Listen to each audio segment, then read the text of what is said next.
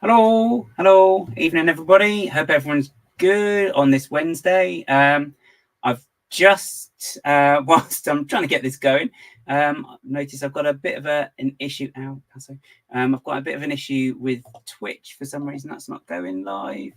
So if you're on Twitch, you're not going to hear me. Let's be honest. But yeah, I can't get that to work. So it may just be on YouTube today, which is very annoying. I will keep trying. Don't worry. So yes, we have lots to discuss this evening as well. Oh, this is very dim. Hang on. I'm going to change the light because I can't see my face, which may not be a bad thing. There we go. Go live. It's not going live on Twitch. Bloody thing. Right. Okay. Cool. So today we have James from Ministry of Ministry of Making. Sorry, I completely forgot. Sorry, James. Oh my gosh, I have no idea what happened there. My brain went completely blank. What I think of is Ministry of Mayhem, which I don't think is right. But yeah, Ministry of Making, which is James, as you all know, brilliant builder that you've seen online. Lots. But anyway, before we bring on James, let's just have a quick hello to people who are out there already. So we have Nicole, who's here. Greetings from Germany. Good evening, Nicole. Hope you're good. Emily's here. On the way down from Manchester. I think she's had a good day out.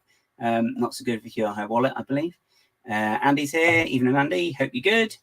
And we have Matthias. Hello, Matthias. Hope you're good. And Tilak's here. Hi, Tilak. Hope you're good. And we also have Bandlib or Martin's here as well. So yeah, apologies again for Twitch not working. I'm not too sure quite what's going on there, but I'm sure it'll come back eventually. I'm sure. But yes. So anyway, before I bore you all to death with just waffling nonsense, let's bring on our great guest this evening. It's a great privilege to have James on this evening. So here we are. It's James. Hello. There you go. Hello. How are you? Yeah, I'm good, thank you. Did you forget my name? I did very briefly. I just, it's like I've been saying all day and reading. It's like, oh yeah, Ministry of Making, and it's like when I actually come to say the words, it's like apparently I don't know how to speak. I mean, you can call me Ministry of Mayhem. That's fine. Ministry of Mayhem, Ministry of Mischief. Oh, yeah, we'll just keep changing it. It's fine. Yeah. There you go. We have Tyler Moniers. Oh, hi, Tyler. Yeah. Hello. Mate. Hey. And someone called George Gower as well. Yeah, that's the old fiance. Oh, okay, there you go. Of course he's watching. Oh, yeah. I thought I'd gone live then. Anyway, so how are you? Anyway, as well as I'm good. I'm good. I'm a couple of days from going on holiday, so I'm very good. Oh, there you go. So yay. On cloud 9. Yeah, literally. That's good.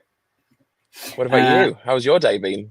Yes, it's been good. I've been trying to get a post up for my own page, but it's going to have to be something. It's going to have to be my wildcard Wednesday on Thursday this week. So that's still a wild card.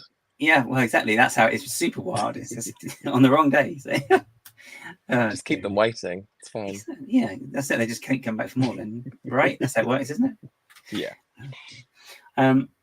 So got you here obviously because you have built 1 or 2 MOCs. 1 or 2, yes. So I thought we would just discuss your mocking and how you've got into it and what you're working on at the moment as well, and maybe where you're going as well with the future. Yes. Well, you've kind of been along for the whole journey, really, haven't you? Yeah, I have. Yeah, when was it? Was it 2021? Was it first? Yeah, it was. It was the 3rd UK lockdown when I downloaded Studio and started building, and started digitally building because realized during lockdown I couldn't afford to buy a set every day, and needed to put the outlet into something that didn't cost me as much money. And I think originally it was to actually just use Lego bricks. without having to actually pay for them. That was how it started. But it was actually Scarlet Patronus, the lovely Laura and Callum, who very kindly held my hand and brought me into this world of digital building. Because I first realized there was actually an Instagram community and everything by finding one of their MOCs on Rebrickable, which was the Hogsmeade MOC that they did for Honeydukes. And I remember buying their instructions, finding them on Instagram, and then suddenly realizing there was a whole world of people who built for fun digitally. And I was like, I've got lots of time on my hands right now. I'm going to give this a go. And when I say that I gave it a go, I think I turned nocturnal in that lockdown and used to just stay up all night or stay up till 6, 7 a.m. just building things on in the background, watching things, and just having the best time because I could. It was perfect. No work. So it was fun. It's a lot more fun when there's no work. Yeah, sorry, that was the wrong button. Yeah, no, it was. It's a funny thing as well, isn't it? Because, as you say, like, because I think that's kind of when I started mocking. Now, was through studio and lockdown as well. Because it's like I just don't have the parts, resources like that. So it was a case of I might have to do this download studio. I think the only thing is I started on LDD, so. That was okay. I know. I never ever used that actually. It was literally straight into studio. Yeah, I used LD because that was free as well. But then you could import that was the Lego one, wasn't it? Yeah. And then they just stopped supporting it. So it was like, I'm so glad I didn't put any time into learning how to use that. Yeah. And then the first thing I remember the first thing I ever built, and it was my own little mock of the Hog's Head from Hogsmeade. Okay. I hadn't seen anybody else have a go at it, and I was like, cool, I'm going to have a little try. And I can see it in my head. I haven't got a picture or anything to show you, but I can see it in my head. And it wasn't bad for a first attempt, but it's quite basic. When you really think about what you do now, and when you think about how you put things together in the whole process, it was very basic. Yeah. And then the next big thing I did, I don't know if you were ever a fan of the TV program Sabrina the Teenage Witch. Yeah.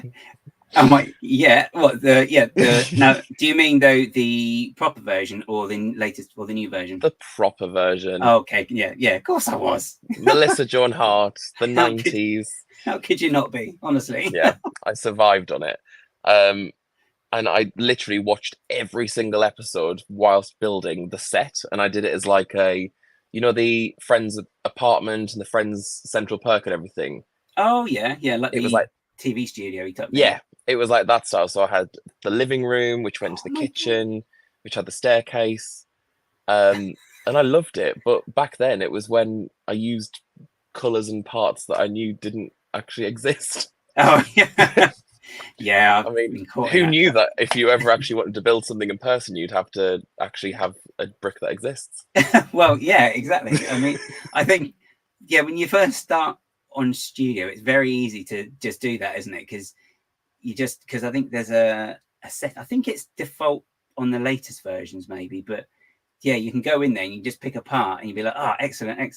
And then when you sort of, put it in your shopping basket, it's like, doesn't it's like why can't I buy this? And it's like, oh no, that's the vital part and it's not in that color. It's kind of strange that when I sound like an old man when I say this, but when you've been building in studio as long as I have,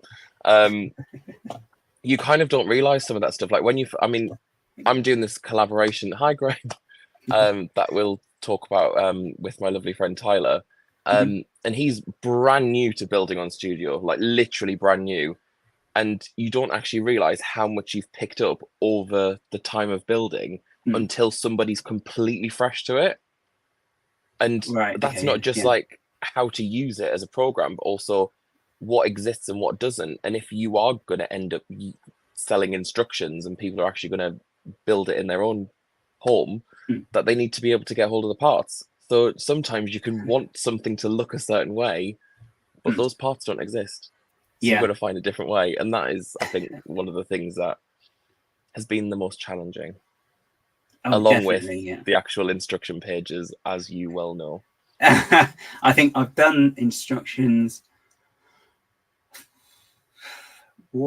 twice. I think I've done, no, maybe 3 times. Yeah. And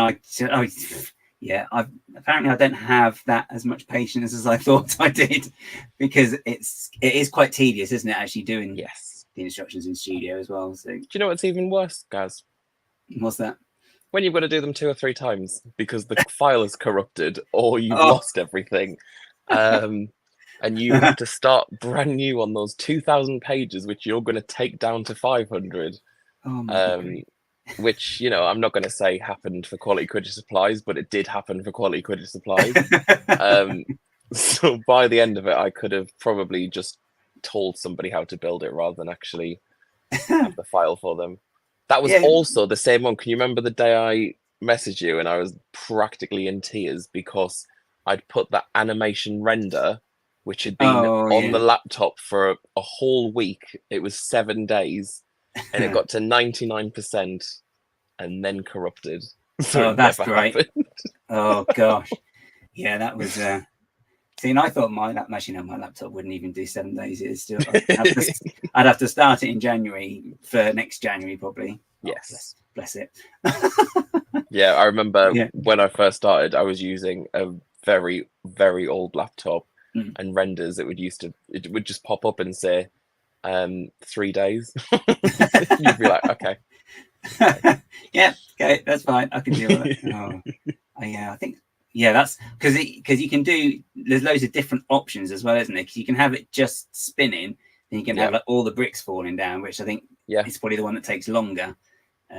Is that the one you've used more? I think the bricks falling? Yeah. And then because when I eventually had the connection of your fantastic friend, shout out DW Lego. Oh yeah, that's right. That was the ridiculous. Supercomputer. That was I sent him the file and he literally messaged me about half an hour later and said, "Yep, that's fine. Do you want to send me your email? It's done." And I was like, "Yeah, I know." It's That's so unfair. I remember him saying that. That was so funny because it was. And I was like, "Well, in that case, can I have one where it's just turning without the bricks falling?" He was like, "Yeah." Half an hour later, there it was. I was like, "Brill, thank you very much." So funny, isn't it? It's like, you know, there we are, sort of like, oh, it's not going after 4 hours, and then it's like, yeah, it's done. It's like 2 seconds or whatever it was. It's like, what? I turn mental as well. I sit and watch a render happening, so I'm literally like this at the laptop going, I'm gonna, and then I'll find myself halfway through the render going, no, I'm gonna change that. So I'll cancel it, go back into the thing, find the angle again, change it, set up again, watch it. No, I'm still not happy. And I'll just keep canceling the renders because I don't know. I am quite a visual person. Like I can imagine things, but sometimes I never feel happy with a color or a texture until I've seen it rendered. Okay, yeah. Are you the same? So with I'm really picky with, it's got to be the right angle. So like some of the stuff I built is got 2 walls and then the rest of it's open, so you can really just view at it from one side. So if the angle's slightly off and it doesn't look quite nice in my head, it's like, I have to do this again now, won't I? So yeah, let's escape. Yeah. And I have done that thing as well with the colors as well. And you're like, oh, I could put that. Or I think I've added similar to that, just added one extra thing, and it probably doesn't. No one will know either way, you know. But no. I will know, so that's kind of the thing. It's how you feel, isn't it? Oh yeah. I mean, I think it's especially there as well because like we both like actually build the things as well. You know, it's like you want it to actually look the way you see it in your head rather than how it is on the screen, and that's why I think the part thing as well. That's when that can be a little bit frustrating.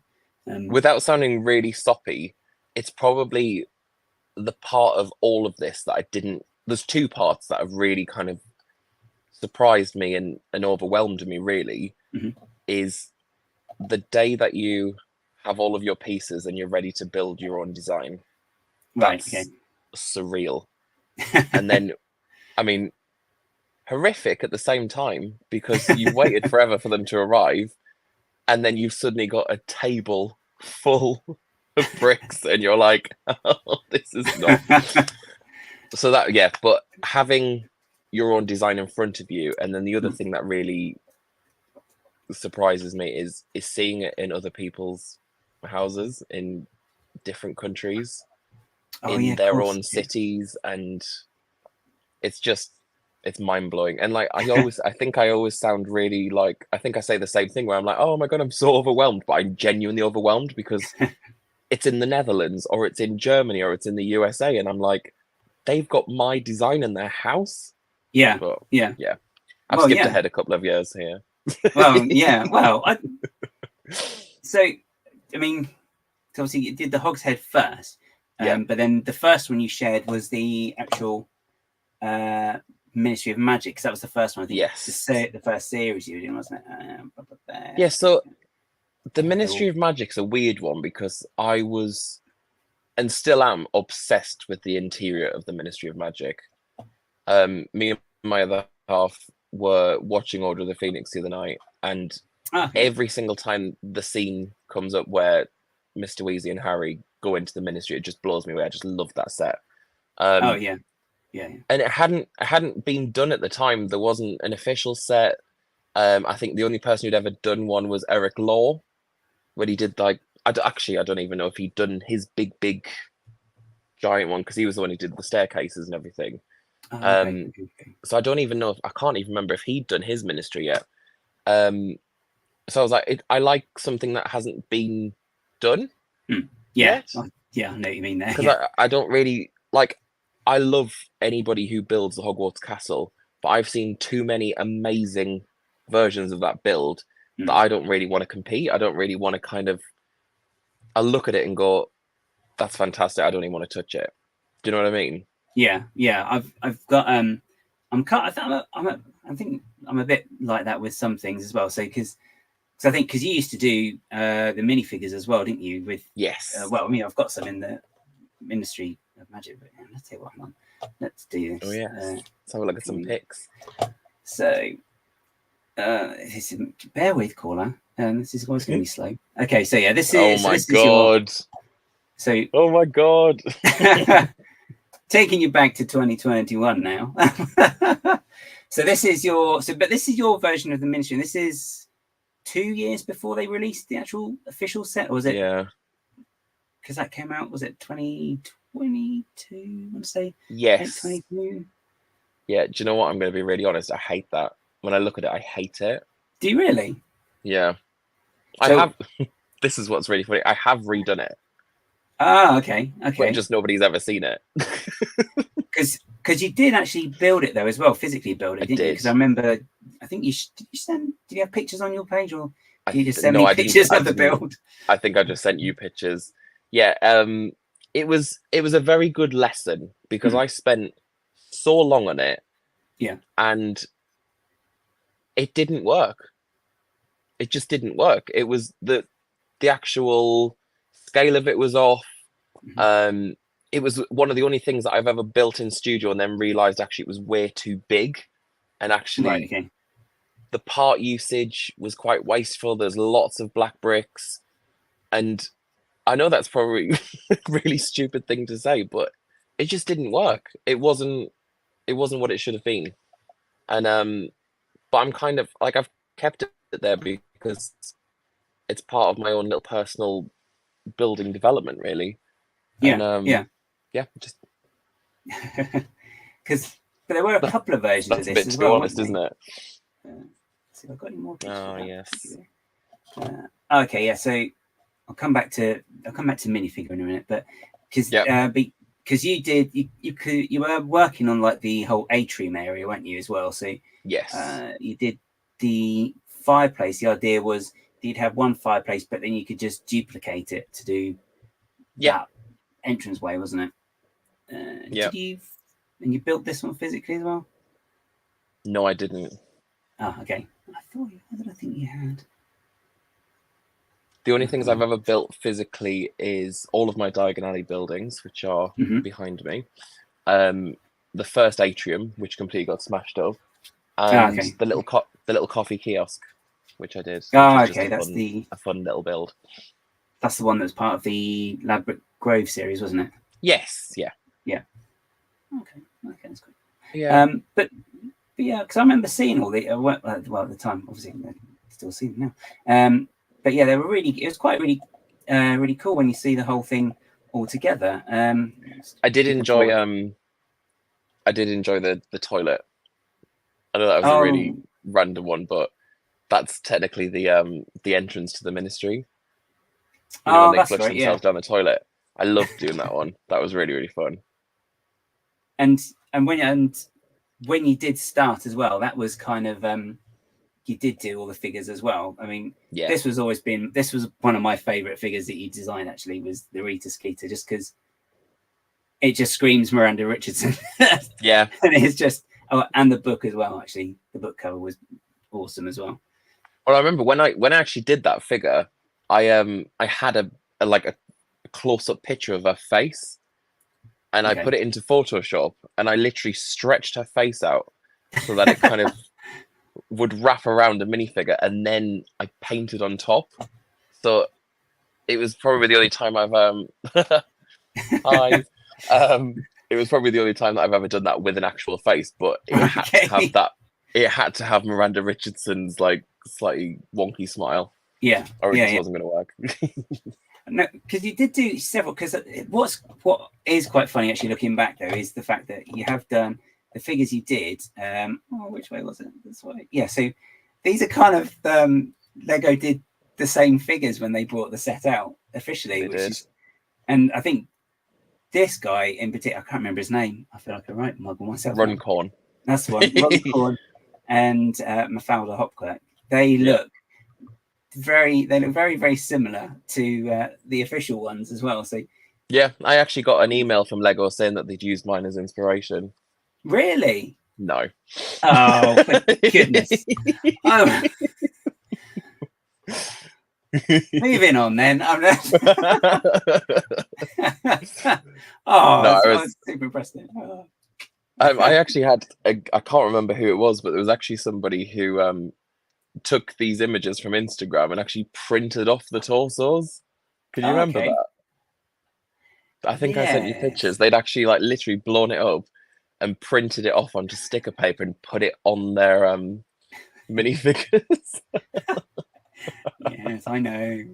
Apparently the word gullible has been taken out of the dictionary as well. I learned it as well. So you know. Yeah, I remember that because it was like they just printed it on like a home printer as well, wasn't it? Yeah. And then because there's that slight sort of dull look when you print something on an actual printer. Yes. Versus some would say pixelated, definitely. Yeah, that's right. Oh gosh, yes. Oh yeah, that was it. I mean, flattering all the same though, really. Oh yeah.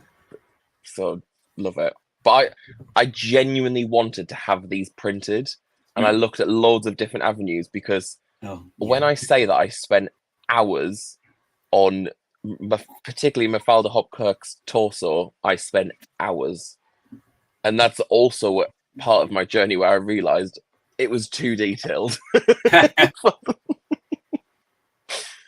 Yeah, but I mean, because I mean, this is like the first when you're starting out, really, but it is one of those things that you do go for the details a lot more when you first start. Even with that MOCs, really, you kind of maybe go into maybe too much detail to start with. You know, you're obsessed by every little thing, and then it's like, but things don't always actually scale properly in Lego anyway, so you kind of got to make some concessions, really. Tyler, I would like you to do that because I think if anybody could do that, it would be you. You know, that is one of the trickiest. Well, I mean, you would have known when you were looking into it, but yeah, trying to find people who actually can print a full figure, as well is. Well, actually, completely going slightly off the subject, but still on topic. The guy who does my stickers for the Florian Fortescue Ice Cream Parlor MOC, he actually sent me some capes, different capes, like the fabric capes that for minifigures with my logo on them as a gift. Oh, okay, yeah. And yeah. I'm like, I wonder if he would do some minifigures, but we can see. Yeah. Because I really enjoy that. Like that is another aspect of this that I really enjoy, is the graphic design part as well. I love, like, so one of the things I'm doing at the moment, because I'm building Weasley's Wizard Wheezers. Where is it? Okay. Oh yes, I loved that. That's just like pure fun and joy for me. Well, it's another example. It's a good example of like the details that add into the MOCs as well. But as you say, like the graphic design side of things as well, it's like, yeah, they're really cool. Yeah. Yeah, so I know that because I'm in the middle of that build, and I'm going to start needing to include the stickers that were used in the original set and the smaller set, because I want people to be able to use those fantastic stickered elements, that I'm going to need to recreate them all in Photoshop. And I love that. So that'll be, once the build's done, which the exterior is pretty much 90% done, apart from, I think I mentioned the arms I'm doing at the moment of the Weasley character. Yeah, that's the last bit of headache for the exterior, and then I'm pretty happy. We'll talk about that more a little bit later though.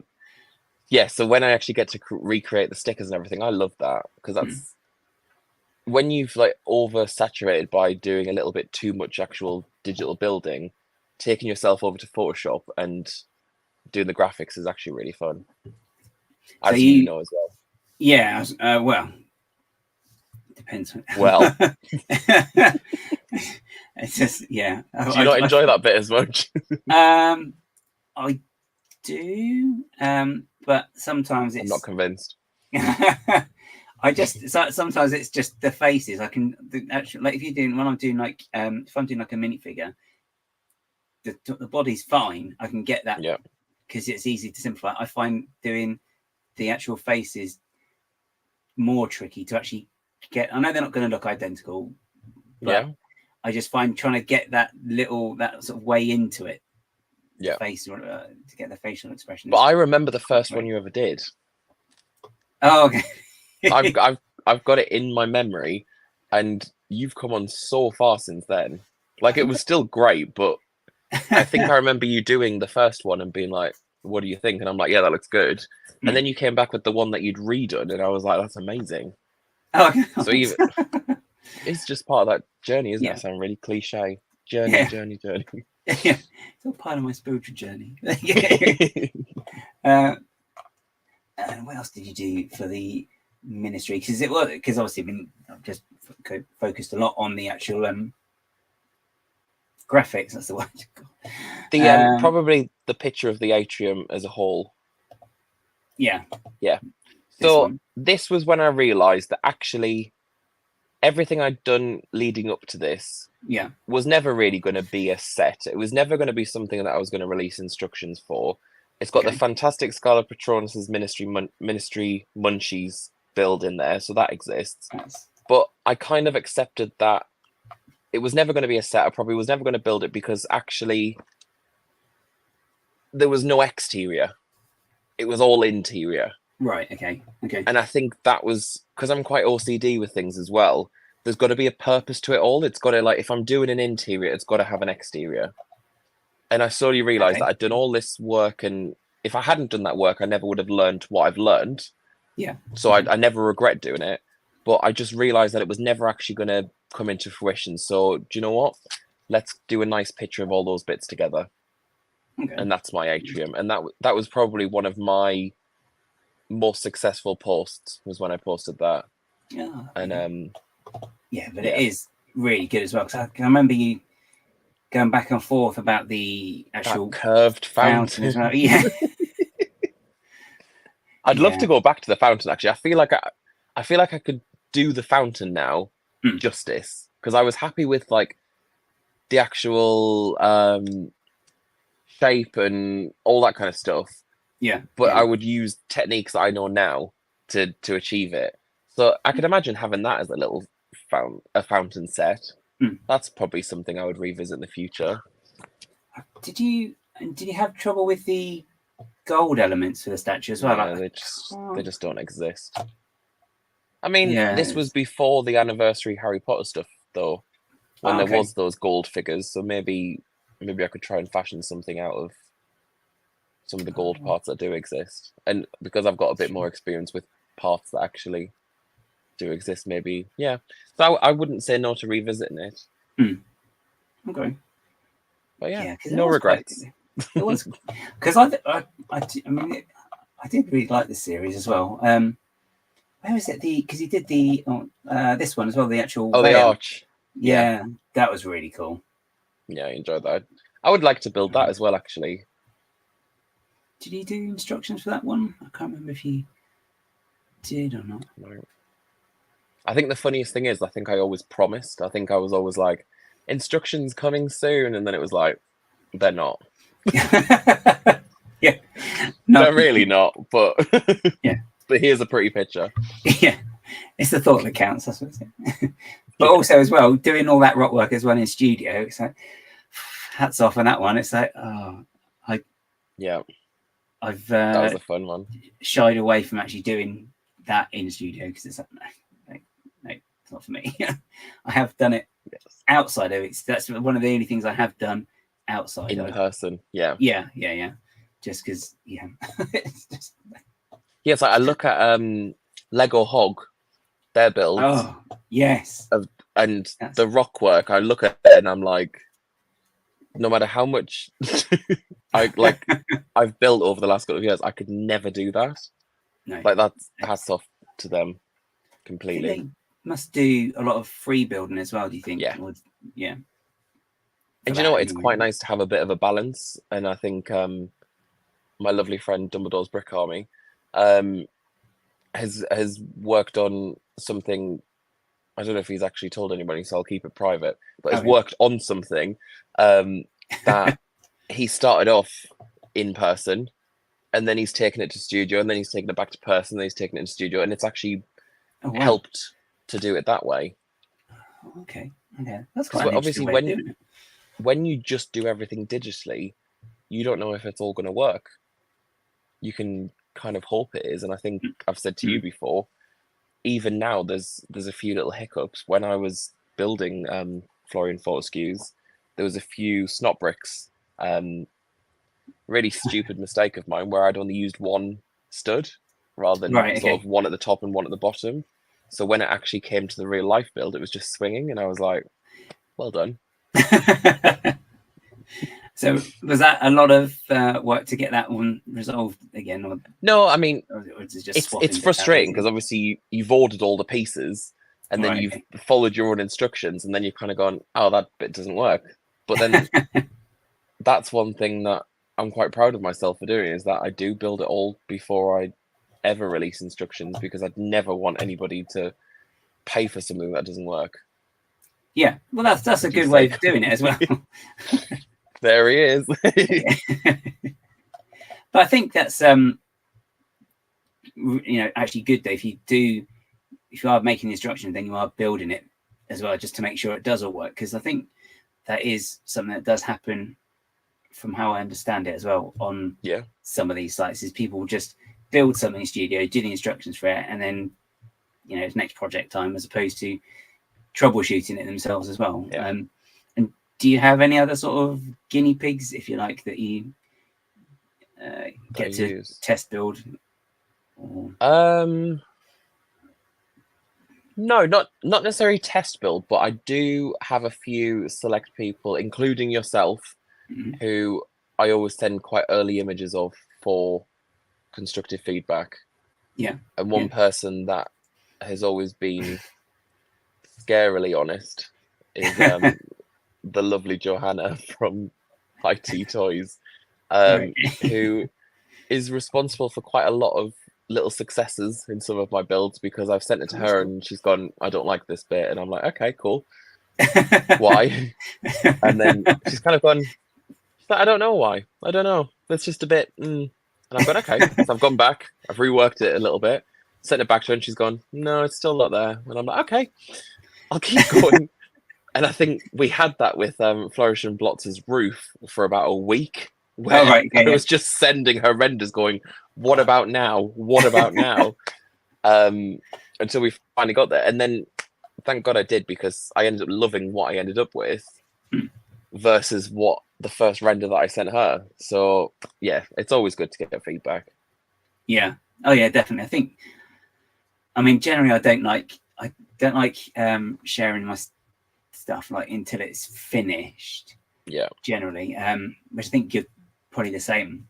Yeah. You know, on your page, I should say. But you know, maybe there's a couple of people who be like, "Look, I'm trying to do this, and I'm really stuck now." And you know what? It's actually, sometimes it's really freeing, because when it's just you and the screen, you can end up becoming really blind to it as well. So you'll think, oh, yeah. I don't really like that, or you'll be like, I love that. And sometimes it's quite nice just to send somebody a picture and go, hey, what do you think? And if they come back and go, whoa, it's amazing, then you're like, great, I'll carry on. Whereas you could be in the middle of doing something where actually you think it looks good, but does everybody else? Yeah. I suppose. Yeah, sorry, go on. No, I was going to say, I suppose there's the possibility as well then that the bit that you think is the best bit and the bit's the worst bit is actually someone else to look at it and it's the other way around for them. And you'd be like, what? Yeah. But I do get really excited. So like, I was tempted to give you a picture of Wheezy's Wizard Wheezers to show and just say, oh, this is what I'm working on. But do you know what? It's just not quite there yet. It's like, it's nearly there. As you've seen, and yeah, I was gonna say, other people who are on the stream have seen, it is nearly there. It's getting there. We're getting close. Yeah. But then it's because you do then the full interiors as well, don't you? Of yes, when you do the builds as well. Which sometimes is my least favorite part, surprisingly. Oh, okay. I enjoy it when it's done, but I do find it quite intimidating to start, because I always like to get the exterior exactly how I want it first, and then I'm almost left with this shell inside, and then I almost map it out a little bit, and then I don't know. It's when the walls are enclosed as well. I feel like I can't, like, it's on the screen, but I feel like I can't get in it. Oh. So then, yeah, does that make any sense? Yeah, I mean, yeah, because that sound bizarre? Because then when you're trying to do stuff, build it, the walls are kind of in the way, aren't they? When you're trying, even virtually, it's like, that wall wasn't. Yeah, so I'll kind of map it out like bird's eye view with like just plain like 2x4 bricks or something, to be like, right, I'll put a till there and I'll put that there, and I'll be like, right, okay, so that's sort of where everything's going to go. Then my favorite thing to do is building it from the ground up again, which is what I'm trying to teach Tyler at the moment. Literally flip it upside down, pull the base plate across to a brand new file, and then build it as if you were doing in the instructions each time. So like one layer of bricks or the tiles, and then when I start doing that, then I'll start adding the interiors that way. Right. Okay. So if I've kind of mapped out that a bookcase is going to go over here, then I'll create that bookcase, and then if the till's going to go over here, I'll create the till. Then I'll go back to the walls coming up. So it's like, that's the process of the interiors. Okay. I think I see what you mean. It's because, yeah, I call it the drafting stage. Okay. So I always even with the exteriors, I'll do several drafts. So there'll be, when I finish the first draft, it is messy. There's things in there that might not even work, might not even connect or anything like that. But once I've got that first draft, then I can start building it from scratch again. And then slowly, as I'm building it up from the ground, is when I'll start improving those little bits and just making it neat. And then once that draft's done, then I do the third one, because then I'm building it up again, but I'm improving that bit that I didn't like from the second. Sorry, that was a bit rambly. No, so really, you sort of like have like the basic shape of it, and it's just then refining it, tidying it up, make sure. Yeah. So the first one is like, this is what I'm sort of aiming for, and then it's like you got to then make sure how to do it, like so it all connects, sort of thing. So I guess that's kind of like they actually do it in Lego as well, isn't it? You know, probably, because like you see it with like ideas all the time, don't you? That you know, you get the submission, and then when it gets approved, then the actual design comes out, and it doesn't look. Sometimes it doesn't look much like the original submission, but then it's kind of like, because obviously they've had to make sure it does work because it's going to be sold and rebuilt and rebuilt and rebuilt and rebuilt. So, and it's got to be cost effective as well, which when you're a MOC build, you do have to worry a little bit, because I am aware that the people who've bought my instructions probably hate me for the amount of pieces that my builds have been. Yeah. What did I say? Like forgetting to turn on collision.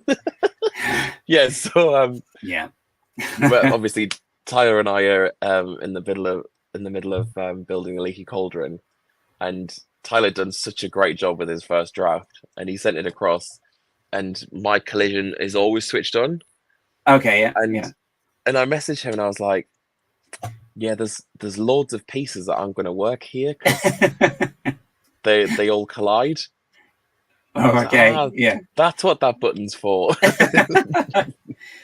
It doesn't help that they kind of moved a few bits around in studio as well. Actually, it's like because they moved because the move and the rotate used to be an option on the actual brick, and now they've pulled it out, and it's like I don't know if this is move completely disappeared for a while as well. I couldn't do anything. Yeah, it's like I just need to shove a week or something where I couldn't actually move anything. I just had to trust that I could put it on. So that was quite frustrating. Now, when you finish the ministry, because we're talking about the interiors, it was you did this the sort of what do you call it, like the chocolate box type one, where it was like the proper Christmas house, home. Yeah. Through and through. I love this. Was this for? This was a competition at the time. Yeah. And it was just building a Christmas scene.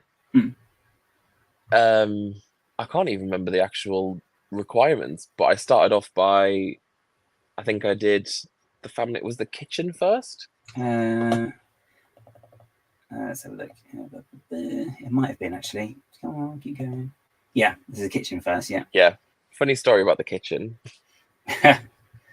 Some of those elements in that kitchen, including the Arga and the cabinets, are from the previously mentioned Sabrina the Teenage Witch set. It's a nice way of tying it in there. I like it. Yep. It was like a full circle moment there.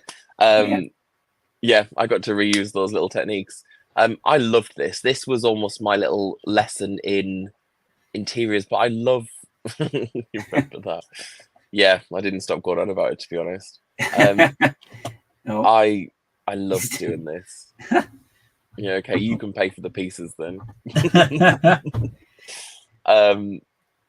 Yeah, I love Christmas, and I loved making this home. So it was all just these kind of two walls of the full interiors, and I just went to town on completely filling it, adding the clutter, all that kind of stuff. And then I decided not to stick with one room and did all the rooms in the house. There's the grand staircase with the lounge area and the piano, because obviously everybody's got one. Oh yeah, that's proper Christmas though, isn't it? To have all gathered round the fire with a glass of ginger pop or something. Yeah, and that was the kids' bedroom with the miniature Hogwarts Lego build on the carpet in front. There were quite a few little Easter eggs as well, weren't there? If I remember, there was a lot of Easter eggs in that. There's like Iron Man's there, the Frozen Castle, Thor's hammer, Gryffindor, Quidditch thing. Yeah, I loved doing that. And were the collisions turn on or off when you did this one? Just all the collisions were on. There you go. That's just checking. So. And you did the nice part usage there with the door for the toilet roll as well, which is quite good. Yes. Yeah, this is when I kind of got started to be known for toilets, because I did a stream a couple of years ago with Back to Brick, and he suddenly realised that I was doing a lot of toilets, because we had ministry toilets, and we had the toilets in this, and it was like, yeah, do you know what? I quite like a toilet.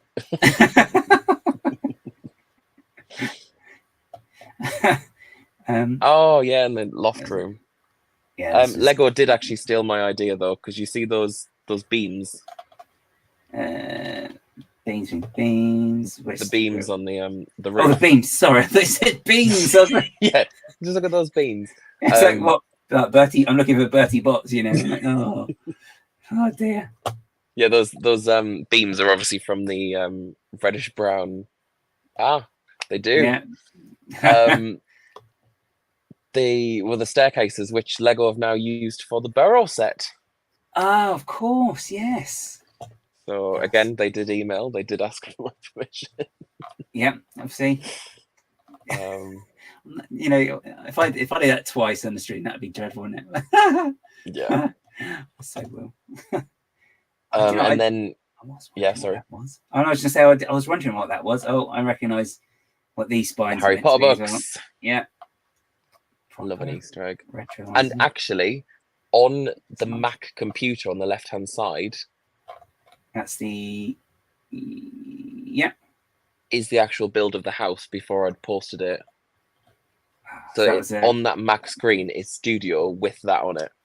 Oh, okay. That was another little Easter egg. I love an Easter egg. I'm really sad. No, there's nothing wrong with that. It ties it all together quite well, then, doesn't it? It's like keeps people tuned as well. It's like, oh, tease what's coming next. Ooh, okay. There's another little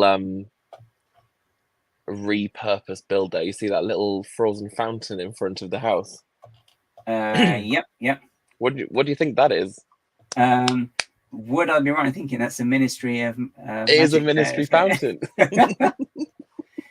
There's nothing wrong with that, though. The thing is, as well, it's like if you do find a really good technique, though, it's nothing. It's like just use the hell out of it, really, isn't it? It's like, especially if it's you get the shaping that you want as well. It's like, oh, I haven't done that at all a couple of times.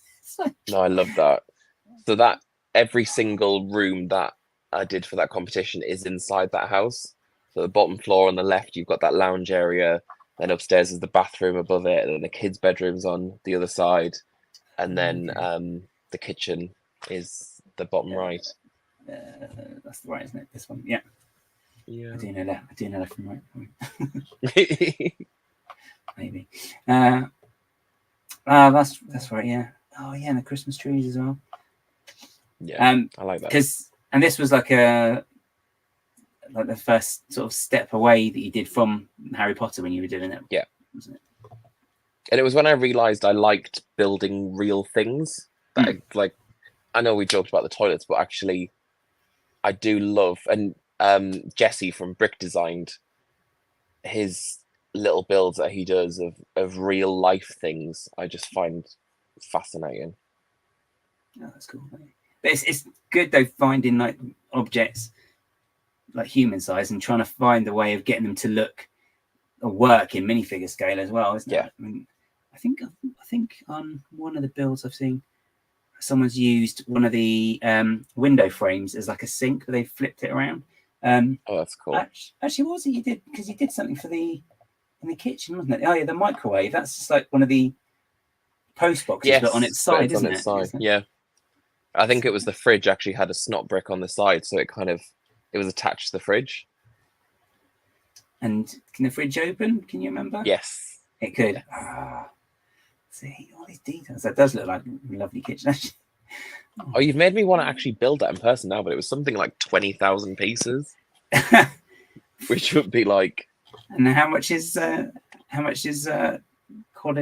Quidditch applies at the minute? How many pieces is that? Florian Fortis uses the big one. That's over 6,000. Oh, there you go. There you go. It's not many. But I'll say easy, something though, that I was probably going to say when we got into the ministry stuff was when the Diagonally stuff. I decide when I started designing Ollivanders and Scribblers, it was completely for me. It was for me. I loved that set originally. I've got amazing memories of being bought that set from my other half and really, really enjoying it because it was like my favorite thing is obviously Diagonally and the ministry. I must just love anything to do with magic in London. Yeah. And I just was obsessed with that set. But then I got into the modulars, and it was actually George who bought me my first modular, which was the bookshop. Oh, okay. And I was just like, this is a totally different way of building. Like all I'd ever had really from starting to build again was the Harry Potter sets, which are fantastic, but they're quite simple builds, aren't they? Really. Yeah. And then building a modular, it was just like, this is next level. This is proper techniques and details, and I just became obsessed. So I was like, that set needs to be modular. That needs to be on the same grandeur, because my Diagon Alley was sat on its own, away from the modulars. And I was like, do you know what? I'm gonna redo that, and I'm gonna do it modular. I'm gonna do it for me. And then I was like, you know what? Other people might like this, and they did. So it was like, yeah. And the rest is... I can't remember the point I was trying to make. Can you tell it just completely disappeared? Being influenced by the modulars, maybe. Yeah. No, it was like, it'll come back. It'll come back. Oh dear. Like the so the whole point there, and I went on that little tangent and then lost it. Roller coaster's broken down. It's like, see, so I thought I was easily distracted. No, it's still gone. It's completely gone. Oh yeah, maybe, yeah, as Martin says, maybe it's number of pieces to do with that, maybe. Number of pieces. Yes! Thank you. That is perfect. Thanks, Martin. Because I decided that it was for me, I was like, I'm not going to compromise on what I want it to look like by how many pieces it is. If I'm going to do this, I'm going to do it properly. And if I'm going to tile a floor, I'm going to tile a floor. If I'm... No, that was actually... You've just made me lose my point. Thank you. Tiling the floor. Could you stop with the unhelpful comments? Yeah. So if I wasn't going to skimp or scrimp on the look, if that makes sense, just to save a couple of pieces. But even in that draft process that I was talking about, for example, if I've got a wall and I've used 1x4 bricks, I'll always try and make it a 1x8 or a 1x10, and just to bring the piece count down a little bit. Okay, yeah. But in terms of tiles and stuff like that, if it's going to be 2x2 tiles, then that's what it's going to be, and that's what I want it to be. So that was always what I set out to do. Is I was doing it for me, and I was never going to actually scrimp on the quality. Yeah, no, that's fair, because I think that's probably a good approach though as well, because it means then you're not just churning it out without, just to get it done quickly. It's sort of more considered, and she's sort of thinking about the way things work, the way things look, and how it's going to sit on, well, like on your shelf, for example. It's like as part of the set now. That's, to be honest, that is one of the scariest things now, is that there are people who have got all 3 modulars that I've designed themselves, and they are waiting for the next one. And it's a really weird feeling, because they're actually waiting for it. They're ready for it. They're ready to buy the instructions, and they're ready to build it. And it's one of those things where it's like, that's actually quite scary, because you don't want to let people down. And then at the same time, it gives you this fire where you just want to carry on, because you're like, no, this isn't just for me anymore. This is for them too. Like, they're ready for it. They want it. So if doing Wheezy Wizard Wheezers, it was already... Sorry, I've completely skipped to where we're going to end up at the end. You're trying to do this little journey, and I'm like, let's just talk about Diagon Alley. Well, as I say, we'll just say you've got a time turner and you're using it to go forward and back. It's fine. No, what was the point I was making? I'm losing the point again. I'm going to need Martin to pop up with thing again. You were saying just about we got people waiting for it, and yes, like, it was already a great existing set, and it's one that all the reference images are pretty much the same, whether it's on the studio tour or whether it's in Orlando, or there's just random pictures or drawings of it. It always looks the same. So Lego actually did a really good job of it. So if I'm going to do it, I need to do it and take it to the next level. Yeah, well, definitely, because it was... I don't know if I got a copy that's saved, but there's that on the pictures for all of the posts for the Diagon Alley series. You've got the real world build, so not the real world build, that's not quite right. The set build of the actual as it was used in the film. You've got the I want to say the UCS Diagon Alleys build, and then you've got your version as well. So it's kind of like all on one page, so you can kind of see from there to there to there, as well. So, which is good because it does illustrate, taking it to the next level as well. And like, there's one thing just having the existing set and then giving it back. I needed to do it in a way that I wanted to. So Quality Quidditch is a good example. Everybody kind of hated the pink bricks. I didn't mind it. I just found it like that individual building was just quite square, quite blocky.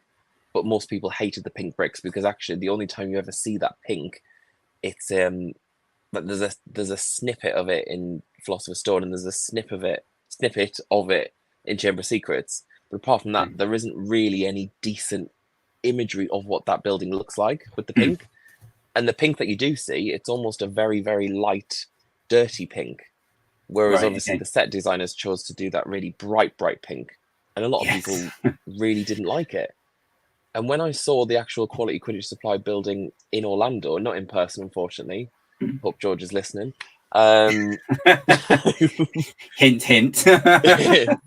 I was like, I love this because I actually loved the fact that they had the really light teal walls, like almost the aqua color that I used, against the dark red. And I just fell in love with that color scheme, which is where obviously that one came from. But again, I'm still skipping ahead, guys. Tell me the show. Very nice point.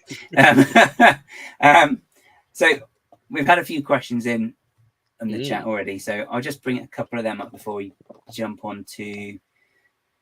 I don't know. Do you want to do some questions first? Or do you have a quick look at Lab Brick Grove as well? Let's do.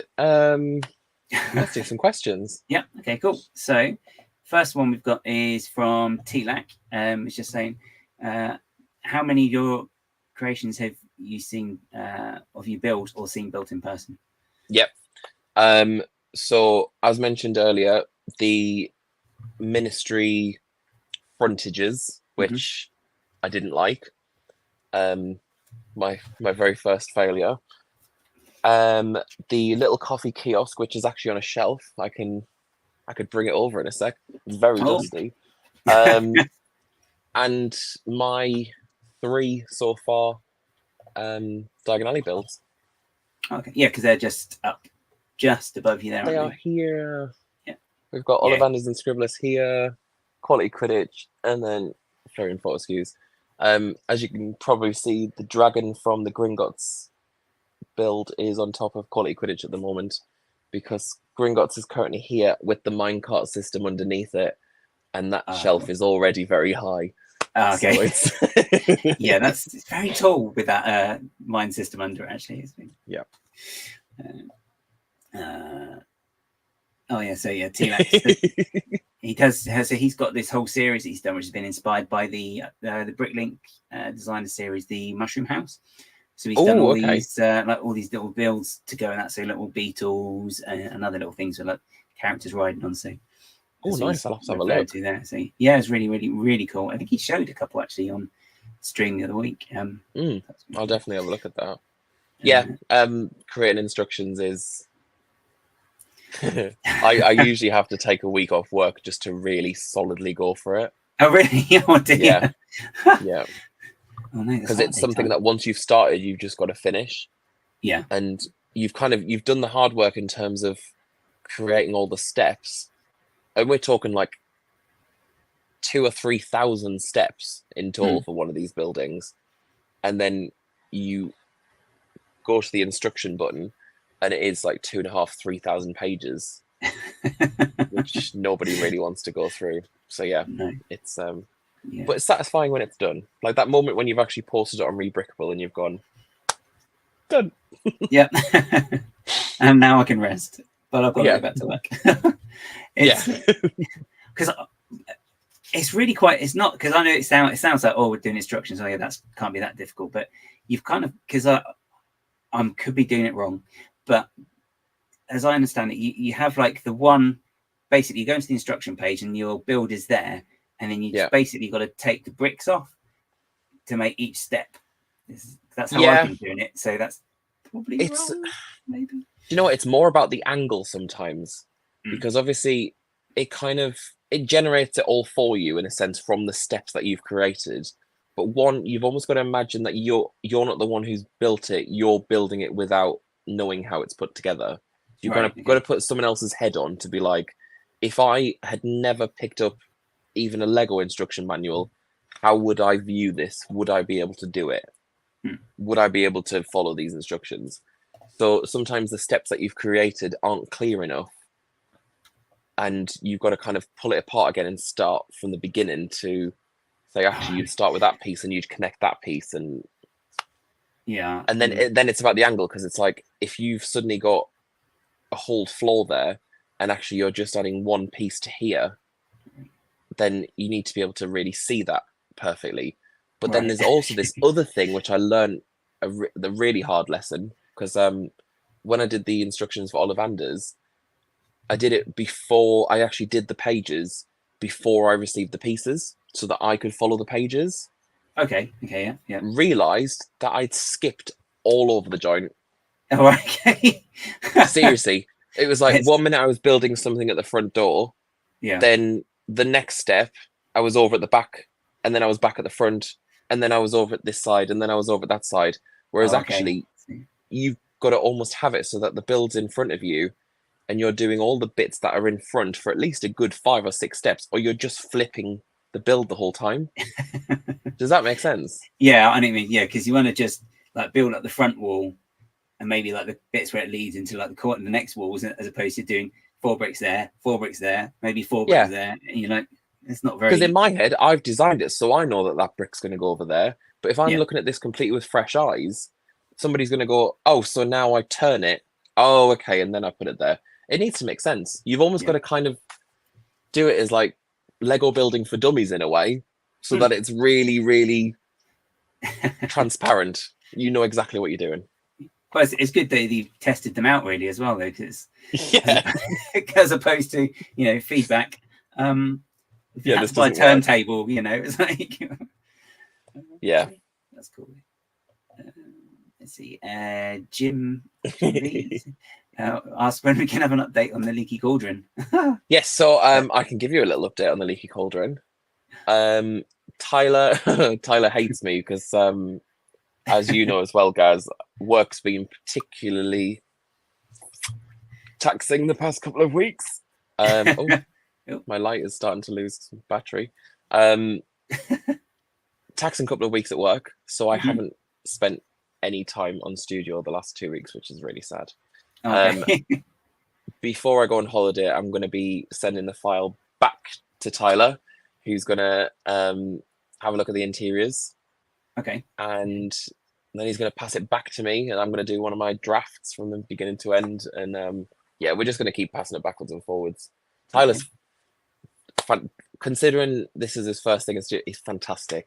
Really, really amazing. That's cool. I think in terms of release or update, we're possibly looking into next year. Okay. It's not going to be this side of Christmas. Although Tyler probably wants me to say something different. I was just thinking, it's nearly like we've gone past mid-September now already. It's like, okay, the C word. Okay, Christmas. Yeah. Okay. Yeah. I need to get the Christmas house back out. Yeah, exactly. You have to build it up, get it built. Yeah. Let's see. T-Lex asked, do you have a long time dream project you're not able to realize just yet? Ooh. Honestly, this is probably it. It's continuing this, because I adore Diagon Alley. It's something. George has just messaged me and said there's another ring light in the middle drawer of my bedside table. That's I'll just go and get that. Yeah, no, it's fine. The idea of being able to continue doing this and for people to still be interested is probably the dream project.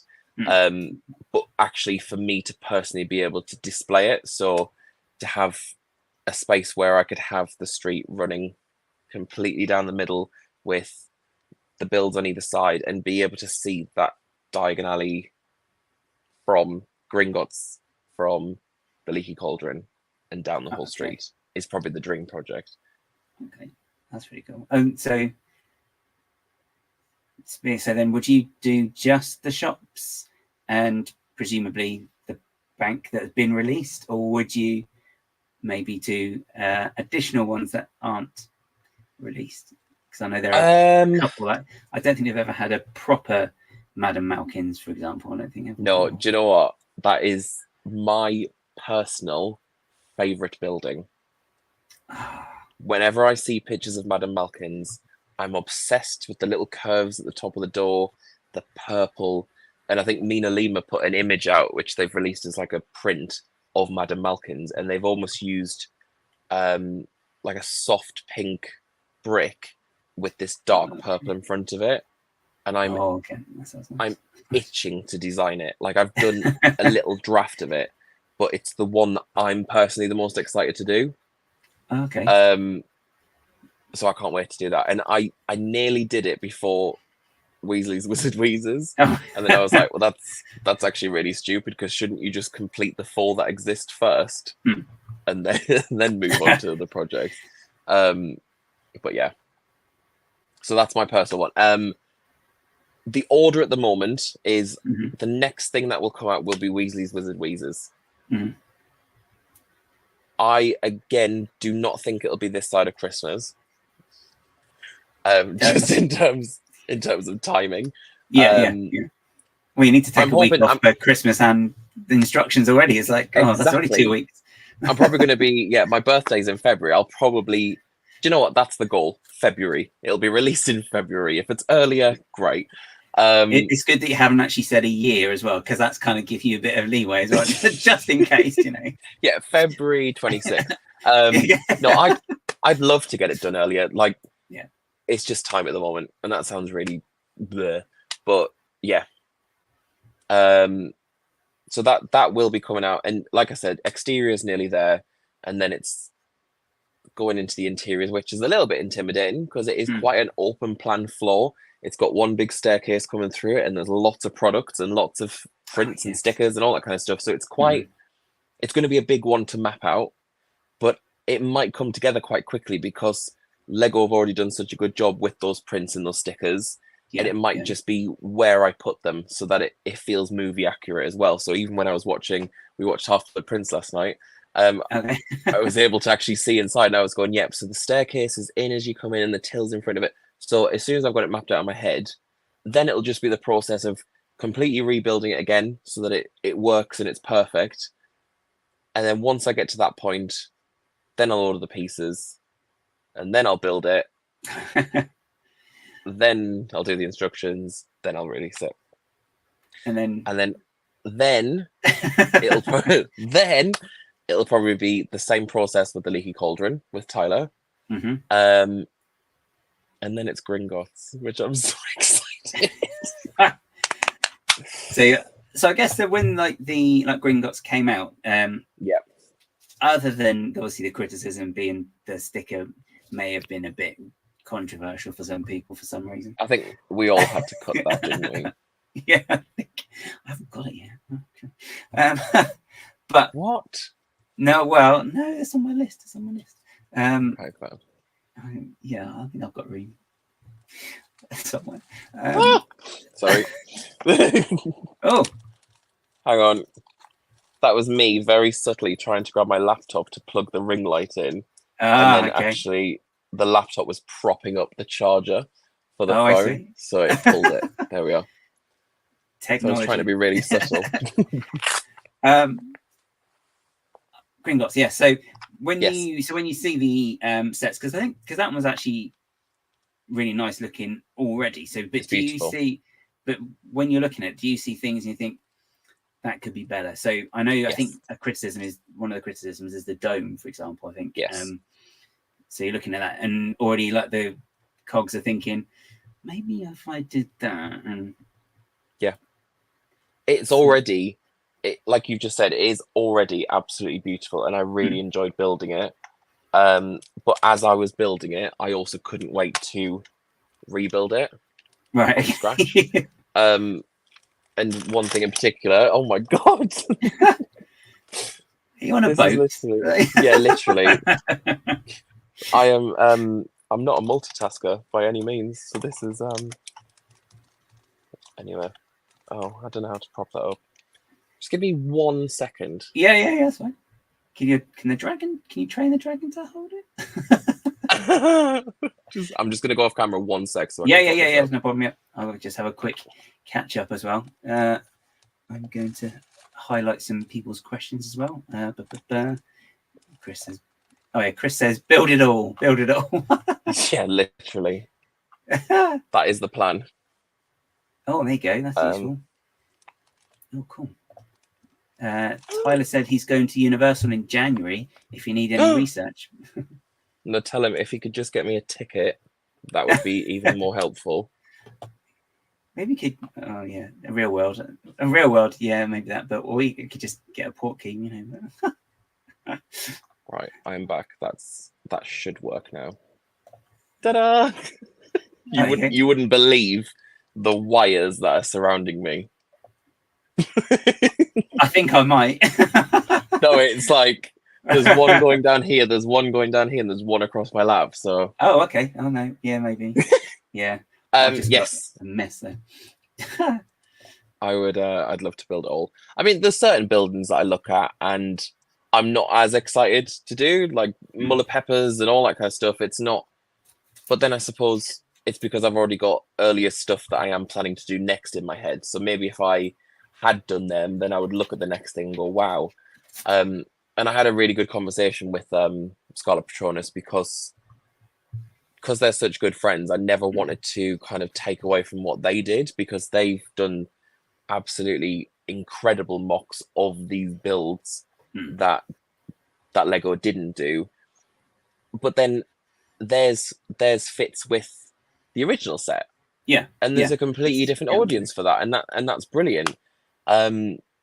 Because I kind of said to them, look, I really want to do Madame Malkin's at some point. And they're like, go for it. So I might just go for it and just make my whole city street. But I mean, as you say as well, they are kind of different scales, aren't they? Because I mean, I guess that's one of the reasons that, not one of the reasons why you'd have to do Gringotts anyway, because your buildings are a lot bigger and more fuller than the other ones, that should kind of like slightly. I mean, I think they're at most 2 stories tall, more. I think. Yeah. So I know yours 3 stories tall, because I know Quality Quidditch Supplies is definitely 3 stories tall, and the same as Flourish and Blot. So if you didn't redo Gringotts, it's going to kind of be completely out of scale. Dwarf. Yeah, because it's meant to be the other way around, isn't it? That dwarf the alleyway. Yeah.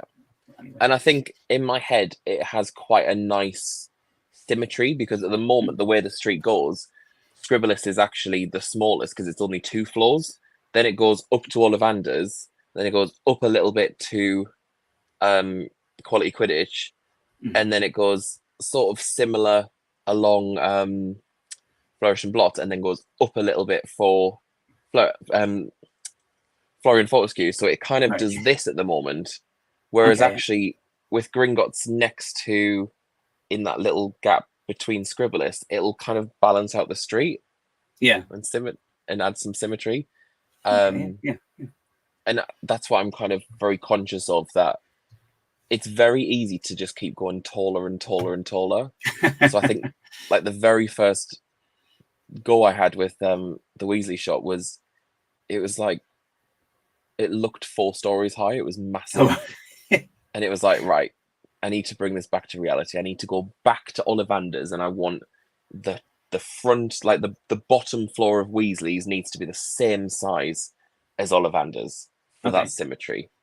Then the second floor needs to be, so that it doesn't just keep going bigger and bigger and bigger. Okay. That makes sense. Yeah. So I'm conscious of trying to make it like a street, a working street, a film accurate film. Obviously, I've gone more down the Orlando route than necessarily the film set route, but I still want you to be able to look down, and I want you to be able to see the Weasley shop not hidden because it's part of the same facade of the street, that it does slightly poke out, so those windows are visible if you were to look at it completely down the street, if that makes sense. Yeah, I mean, yeah. So if you're actually street level looking across, Yeah. it kind of sticks out because it does sort of stand out, especially with that monstrosity thing that you're having all the fun with at the moment. So yeah, I have redesigned the Weasley head. Have I shown you the Weasley head? I can't remember actually if you have or not. That was a weird one to do. I am. What's it look like? Oh yeah, it's okay. I'm reasonably happy with it. Reasonably happy. Hasn't sound. Yeah. I mean, I'm not going to lie. I really want to take it to the next level, and I want to have a mechanism in there where he lifts the hat up and the rabbit pops up and down. But I don't know how I'm going to do that. So February 26th is when it'll be out. Yeah. It's going to be 28 by then. Yeah, just talking into these. I'm going to speak to Brick Sanchez because after seeing him do the room of requirement doors, I'm like, okay, you can make a bunny rabbit pop out of somebody's head. Oh yeah, that's just cracking. That is, it's just. I don't know if people think of stuff like that sometimes. Just it blows my mind. Even if he explained it to me, I still probably wouldn't understand it. Let's see, we've got another question I've got a question from Greg. He's just saying, so does the people waiting bring a certain pressure to the work? Yeah, it does. Yeah, because it on one side it's amazing because when you get a message saying, "Is it ready yet?" You're like, "Oh, people really do want it," and then your own personal life and time just kind of gets in the way, which is really shit. And you know, I've got to eat and shower like everybody else, so I can't just get straight in from work. And no, it's a nice pressure, and you know, I'm quite hard on myself. I see that sometimes you feel like if people are waiting so long that you're kind of letting them down a little bit. But then you kind of rest assured that people kind of care about you too, so they're ready when you are. If that makes sense. But yeah, a nice pressure as well because it's like, okay, I don't want to take a step back. There's no way that I could just give up. Like if I suddenly tomorrow was like, do you know what, I don't fancy doing this one, I can't do that really because people have not only committed to it, but they've paid money for it, and they've got a third, 3/4 of that street. Already. A third. So how many are you making? Maybe it is a third. Maybe it is a third. Yeah. Nine, so yeah, in terms of that pressure as well, it's not something that if suddenly tomorrow I lost all interest, I can't, because I wouldn't do that to people. No, that's cool. And I need to complete my own street because. Well, yeah, I was going to say because you do it for yourself. Because I'll always just look up at the shelf and go, failed. Yeah. Oh yeah, that'd be constant reminding. Oh yeah, oh, dear. I think that'd be worse than pressure from people asking. Yeah. You'd be like, gosh, I must finish that. It's like a jigsaw puzzle, and you just got that piece that's missing. You're like, oh. Yeah, seriously. But I'm planning a little bit of building time when I'm going to give the Leaky Cauldron to Tyler for like a month. Go for it, and I'll get straight back into Weasley's and get those arms done. I just making sure I've got anything. If anybody's got any arm building tips, send them to me. Let's see. Greg's asking as well. Are you excited or apprehensive with the reboot TV show? And do you think there might be inspirations to be taken from it? That's a very good question. I'm very excited. Nervous. As a bit of a diehard fan, I'm obviously nervous. I think I'm pleasantly encouraged by the fact that it's being done by HBO, because I think the quality will be there. She who may not be named, I suppose the involvement is key because the source material needs to be followed. And in terms of inspiration for Lego, yeah, it does open up potentially a whole new world, doesn't it? There might be a whole brand new Diagon Alley that they've redesigned, which I'm gonna have to just throw all this in the bin and stuff. No, yeah, that's a really good question. I hadn't really thought about that actually. I was thinking about this the other day randomly, actually, and I was wondering, because of the Hogwarts Legacy game, and they've used the exterior of Hogwarts as it is in the films, that Yes. wonderful model that I'm sure you've probably been to that world like 15 times at least. So, but I just wonder if they'd keep that, because it is so recognizable as Hogwarts, and Yeah. they've used it in loads of different mediums now. So if they did that, I wonder if they'd keep, other elements. I am nervous though, because obviously the studio tour is incredible. And you look at it not only from a nostalgic point of view, because it's things that you've watched while you're growing up and all that kind of stuff, but actually the craftsmanship and the art and everything like that. Does that suddenly feel redundant because you're into the reboot rather than the originals? Do they then have a separate world for the reboot that you can go and visit and be a part of in the same way? Yeah, it's scary, because I suppose they've on the promotional thing they did when they announced it, they kind of used a bit of a silhouette of that castle. So maybe it'll just be similar. They can't redesign Hogwarts completely, can they? No, I hope not. They've it's like they've got that build, and I think they've got a virtual copy of it now, haven't they? Because they keep moving all the bridges around, which is very annoying. I'm so OCD about stuff like that in general. It's like in the third film, when they moved where Hagrid's hut was to when it is on the hill, I was like, why is this house moved? Why is this house moved? Why is the Whomping Willow in a different place now? Oh, it was a whole thing. One of the biggest struggles of being a Harry Potter fan is the continuity, and it's something that George and I have been talking about whilst we've been rewatching the films over the last couple of weeks, was kind of just having to see past it a little bit. Like even stupid things, like something that really annoys me is the fact that Luna only gets introduced in number 5 and Lavender Brown only gets introduced in 6, when actually she should have always been a background character. And even if they didn't have the same actress, there should have always been somebody in the background that you could have gone, that's Lavender Brown. That kind of thing annoys me. So I can obviously get over the fact that there's 2 different Dumbledores, because we have to. But the actual castle changing, it does annoy me. I think I'll talk about that for ages, because I just get. I mean, I love what they did from 3 onwards, being able to see the castle and the architecture that they did end up creating, and even the layout of it. I love, and I'm so glad they did do it. But obviously, I love the first 2 as well. Yeah. But what I actually said to George the other night was, it's quite funny when you watch the first 2. When they're walking around the grounds and everything, it looks like it's just on a completely flat field. Like the school is just sat on a field, when actually when you see them going up on the boats, it is meant to be on that cliff, but you don't have that cliff feeling during any part of the films.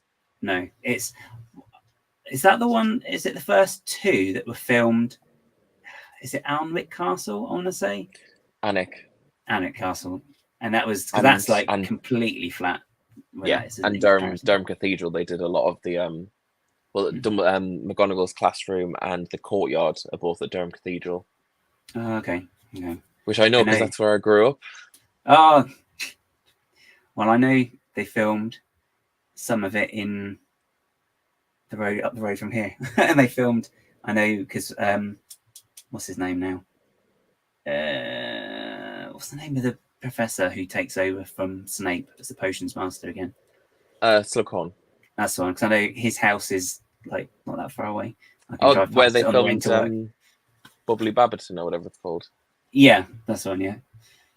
So yeah, I was like, oh, this house. Yeah, I'm literally probably half an hour away from the original Privet Drive. Oh, of course, that was that's right. And they had to move it, didn't they? Because people kept going around or something. Yeah, they still do. They still do. My mother-in-law took me there one day, so I have seen it. Oh, okay. And I mean, the person who lived there, I've seen like a YouTube video that the Harry Potter fanatic who's got all the Victoria McLean. Have you seen her videos before? Don't think so. She like buys all the props, all the books, everything. She's like anything memorabilia she's got.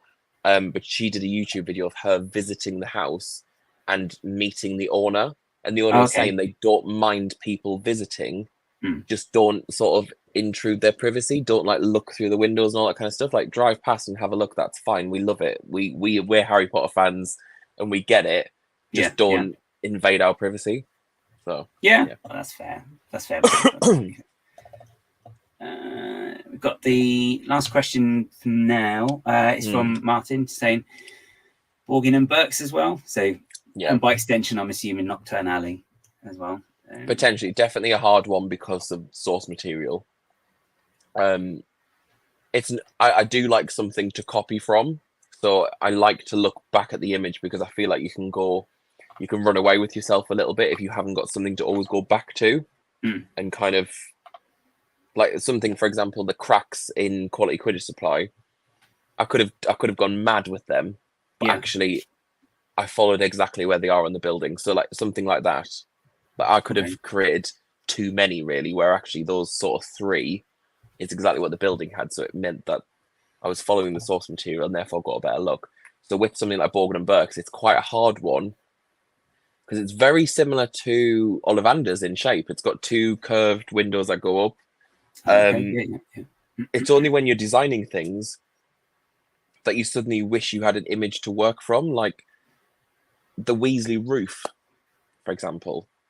Right. Okay. There is I have scoured the internet for clear pictures of the roof above. Obviously, the Weasley building obviously has the purple bricks, and then it has the peak. But it's just what's actually behind that. It's like the Lego set has got that slanted black roof. Yeah. But there's no pictures of it. So that's when you kind of got to make a decision, try and find something that works. So something like Borgin and Burks, you see it for a second, you see those circular windows, but what does the roof look like? What does the 3rd floor look like? What am I following, or am I just creating it? So sometimes it's working out whether you're actually following something or whether you're creating it. With the roof Weasley's shop, I'm not saying the whole thing. Can you see? Do you get an aerial shot of it when they're on the dragon in the last one at all? Oh, because they do. That's a very good point. Because the whole thing comes out, you must see something, maybe. Oh my God, Gaz. Just as a thought, Thank you, because I actually asked my friend when they went to Orlando, could they? Because the one in Orlando, they've got a viaduct right in front of the Weasleys. Oh, that's the train bit, isn't it? Yeah, and I was like, can you get on top of it and get me an aerial shot of the roof? Because I really want to know what it's like. That's a really good point. Is it on Google Earth that as well? Can we end the stream so I can quickly put Deathly Hallows Part 2 on? No. Okay, fine. No worries. Can you? Is there one in Orlando on Google Earth as well? That's it. That's all you. You find that for me, though. It's not going to be that hard to find, surely. I'll watch Deathly Hallows Part 2 and you go on Google Earth for me. There you are. Okay. Sounds fair. Yeah. Yeah. Cool. There you go. I think that's all the questions for now. Cool. So what we'll do, I know we haven't covered the Ladbroke Grove, but what we'll do, if we'll have a quick look at our choices for the mock review. Oh, yes. We get through those, and then not that it's a chore.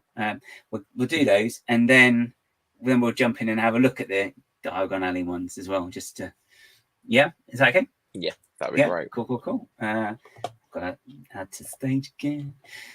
I'll do actually, if I do mine, because it's not related to the theme at all. Fine, you go first. That's fine.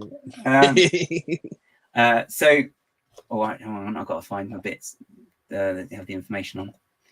That one. Okay, cool. Right, I know where I am now. Right, so I was looking at this one for the mock review, which is by Noldor_Lego. And so he's done a Council of Elrond build. That's beautiful. So, there you go. George has checked already for you. Oh no, that's the wrong one. It's that one. Yeah. Thank you. I knew you would. Oh yeah, and Tyler's there as well. So there you go. Okay. Look at that! What a community! Brilliant. Tyler, I'm literally counting on you to climb that viaduct and get an aerial shot. Yeah, exactly when he's there. What about a drone? Oh, that could work. Yeah, sorry. I was trying to zoom in so on the wrong screen. Then. Is this an extension of the Rivendell set? No, this to be is added just as part of it. He's done like a series of different builds based on Middle Earth. Nice. And this is like one of them. So he's done like various ones. There's one of like I think it's like the Fellowship, and they're just like in like some old temple type ruins, which is really quite cool as well. Beautiful. Yeah, there's some really, really cool techniques in this one. Yeah, I want a close up of these archers. Have we got one? Oh yeah, so love. So there's a lot of like greebling and snot work as well with the ivy. And I quite like this is I find this quite frustrating when people build in all sorts of directions on the ground like that, and it's like, there's a real art to doing that, isn't there? Because it's not something that you can just pick up some pieces and have a go at. You've got to really think about how that's actually going to work. That is stunning. Yeah. Oh yeah. It's just because you've got to then work out how it's going to connect to everything else as well. Yeah. And it's subtle enough as well, actually, Gaz, because those steps could have been potentially even more distressed looking, but having those two just makes it look a little bit more authentic. Yeah. Yeah, because realistically, if they're all completely crumbled, you're going to replace them. If it is in regular use, it's like, and that's really cool as well. Yeah, crossed over techniques of the archways as well. There was another bit, not in this picture. There's this archway as well, but which is beautiful with that door as well, which again is sideways building as well. But what I really liked in this one was the use of these pieces from the latest CMF build, which is the eagle pieces. And it's like, I really love that technique when you have like really historical looking buildings like this, and everything is in the same color, and it gives that really realistic building technique of just looking like texture and carving rather than embellishment. Yeah. Like, because it's all of that being in white just looks fantastic. Yeah, and it's just it's like the actual, as you say, it's like the actual. I can't think of the word. Is it embellishments they call it? I can't think. Or molds. Molds. That sounds wrong. I can't. Carvings. If it was stone, it would be a carving, wouldn't it? Yeah, that's right. Yeah. I said that quite posh. I do apologise. Carving. Yeah, it's carving. Yeah. And we've got some really cool brick bending. Sorry, brick bending going on here. It's all brick building. What are you talking about? How the hell has he done that in studio? Well, I don't know if he's done it there first or if he's just pre-built it. But then, I guess you can if you can just angle it, because you can just adjust angles manually and everything. It's a case of it's when you've angled something and then you try to move it though. Yeah. Like your direction keys just don't work. Oh yeah, really. You have to end up just putting it in manually all the coordinates and stuff, which is fun. This is a real life picture though. This isn't a render, is it? No, this is real life build. That's beautiful. So yeah, it's a close up of the molding bits. Just some details. Now, I don't know if these are official stickers because I haven't got Rivendell set, or whether they're custom ones. I feel like I have seen them from the original. So this is probably. I haven't got the original, but I've seen a lot of reviews of it. It's very big, isn't it? I saw it in person the other week, and I was like, "Oh, it's too big."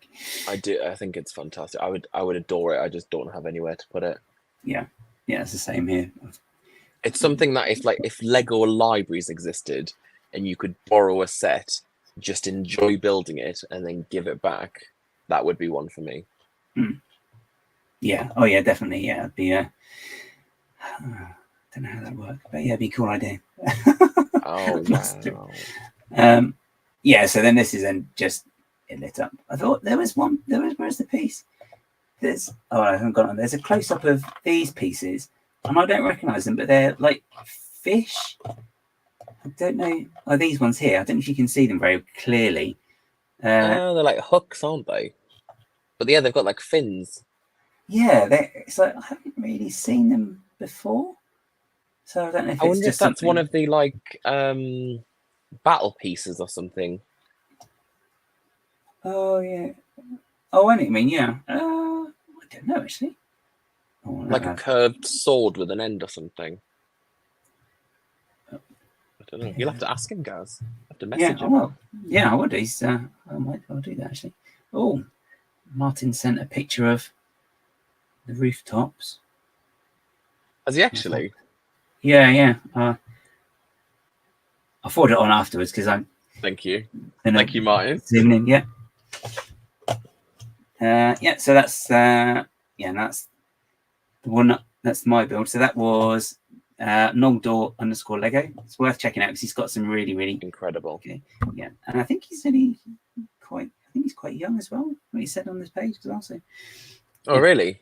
Yeah. It's like a T-fall. I think early 20s. I think. Oh okay. Which is.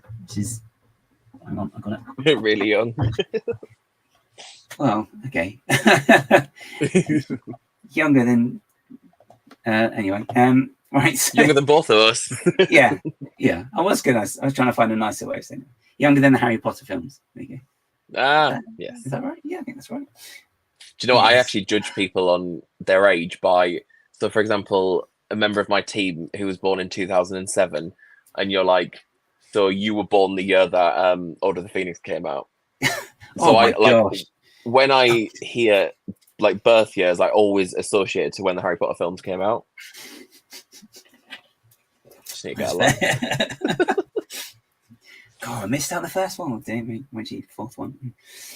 Like, how can you be born the year that the first one came out? That's not right, is it? Like, when did you then watch it? If you waited until you were like 8, 9, or 10, then yeah. Anyway, sorry. Surely the parents were watching that rather than as well. But God, you'd be gutted, wouldn't you? Oh my God, I missed the film because I was in the hospital. Like, what about the kids that are born this year? They're going to grow up with the reboot, and that's going to be there, but they're only going to be like 2 or 3. Oh, anyway. They won't even have books. So right, so this is your build. You're the ones you picked 2 because had to be different. So I'll let you talk through it if I can press it. And yes, I mean, everybody has probably already seen this, but this is from my wonderfully talented friend Ulrike, who is Card Maker on Instagram. And this is the I don't know the official name of it actually. It's like the house on the rock in Philosopher's Stone. Did I just see that comment correctly, by the way? Was that from Tyler? Yeah. You started watching it at 40. Okay. We're no longer collaborating on the League Cauldron. That's over. Yeah, I mean, she's had a huge audience with this particular post of this build. She just went to town on the rock work and the distressedness of that build. I mean, if you can zoom in and get some of that detail, it's just incredible. And Ulrike isn't a studio builder. She's freehand, does it in person, and it's just like parts of it just completely defy gravity. Little wicked pun for you there. I'm obsessed with it. And Ulrike has actually built all 3 of my builds as well. So that building behind her with the green windows, this behind, that's right next to where she's then done my builds. So she's already got a space for the Weasley house, Weasley shop, which is crazy. Oh, there you are. And the point I'm trying to make about it is this is such an incredibly talented builder, and the fact that she's chosen to have my designs in that stunning city blows my mind. Yeah, and it's just some of the crazy angles as well. Looking at this, that window as well. And it's just incredible. It looks really tumble down, doesn't it? As well, the way she's done that, it's just. And as soon as you see it, you know exactly where it's from. Yeah. And I love that. I like the waves crashing as well. I find water's quite tricky to do in general, anyway. But so that's really, really good. I love the way that all the pieces used as well. Oh, they see the variations in color as well. Yeah, because there's like darker bits around it. So there's dark, and then it goes into light up the waves, and then it goes into green where it's gone, and then it's lighter blue. It's just, she's just incredible. Such a talented person, and such an absolute sweetheart of a person as well. And the city's just absolutely amazing. I think every picture you see, you just think, I'd move to there. I literally want to live there. I've got a little sig fig that lives in there. Excellent. Of me. Yeah. Oh, that's really cool. Yeah, she's got quite a few. I think isn't there a bust she's got with loads of people's sig figs on as well? Yes. I think as well, which is really cool. Yeah, she's a very, when you talk about community and Lego community and Instagram community, like, I think she's such an important part of that. Oh yeah, because she's always around. I know. And Nicole's saying it. I think Nicole speaks to her a lot as well. Yes, she is. So yeah, amazing. Okay. So. Yes. The next build then that we're looking at. So not only do you have pick one, you have to pick another one, which is from. Because this. Sanchez. This genuinely blows my mind. Like, genuinely. I'll do that. I'll play the video of it actually, because hopefully there's no sound. Oh, there's not. There's muted. That's right.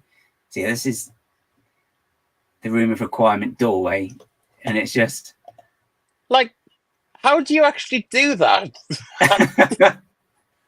Like, he's mental. He's he's been a friend of mine for a couple of years as well. He's amazing, and he's such a kind, supportive, helpful, friendly person. And he's just insane. Like, the things that he does with lights, the things that he does with mechanics, he just does it, and you look at it and you're like, what? How? Because he did the entrance to Diagon Alley as well, didn't he? With the bricks sort of coming apart like that as well. If I remember it. So. And he's actually gone viral now. And Neil Patrick Harris actually liked one of his posts, which is mental, because it's got millions and millions of views, and it's just gone huge.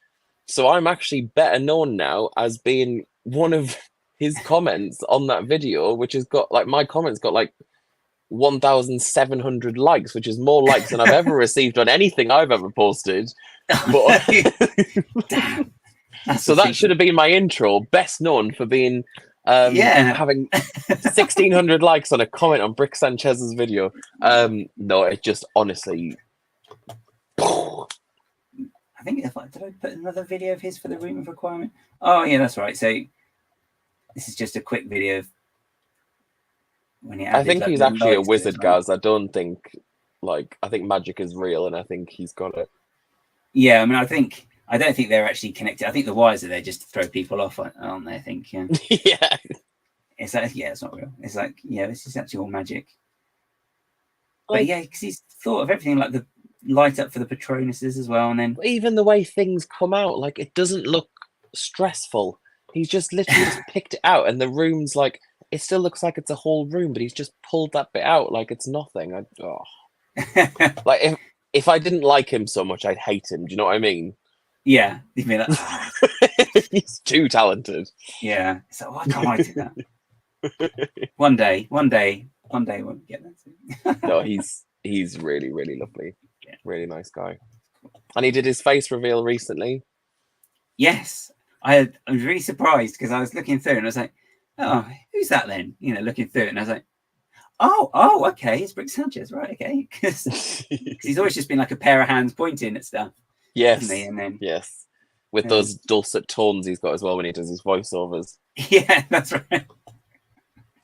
He's another one who should record audiobooks because he's got a great talking voice. Yeah, there are quite a few on the community like that actually. Like, oh, yeah. Well, the guy who, the lovely guy Gray, who has a YouTube channel, the Integral Cog, and the Instagram Integral Cog as well.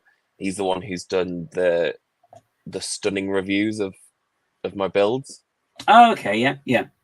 Oh, I can't remember who that was. He's incredible. He's just got this like to give a little bit of background, he's actually an author as well. So he's actually written 3 fantasy novels. Okay. And he's done the audiobooks for them as well and released them on YouTube.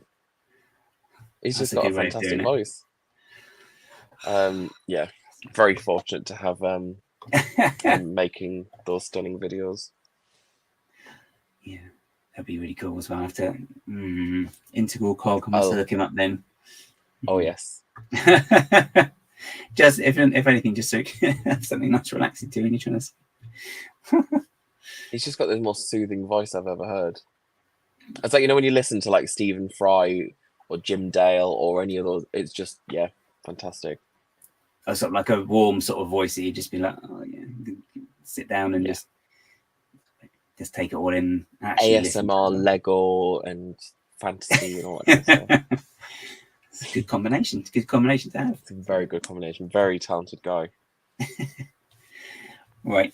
So moving. So after looking at some Harry Potter stuff there, I think we should go to some mocks that I think you've done, 1 or 2 that we may have mentioned briefly. I don't know if we've mentioned them yet, have we? I don't know.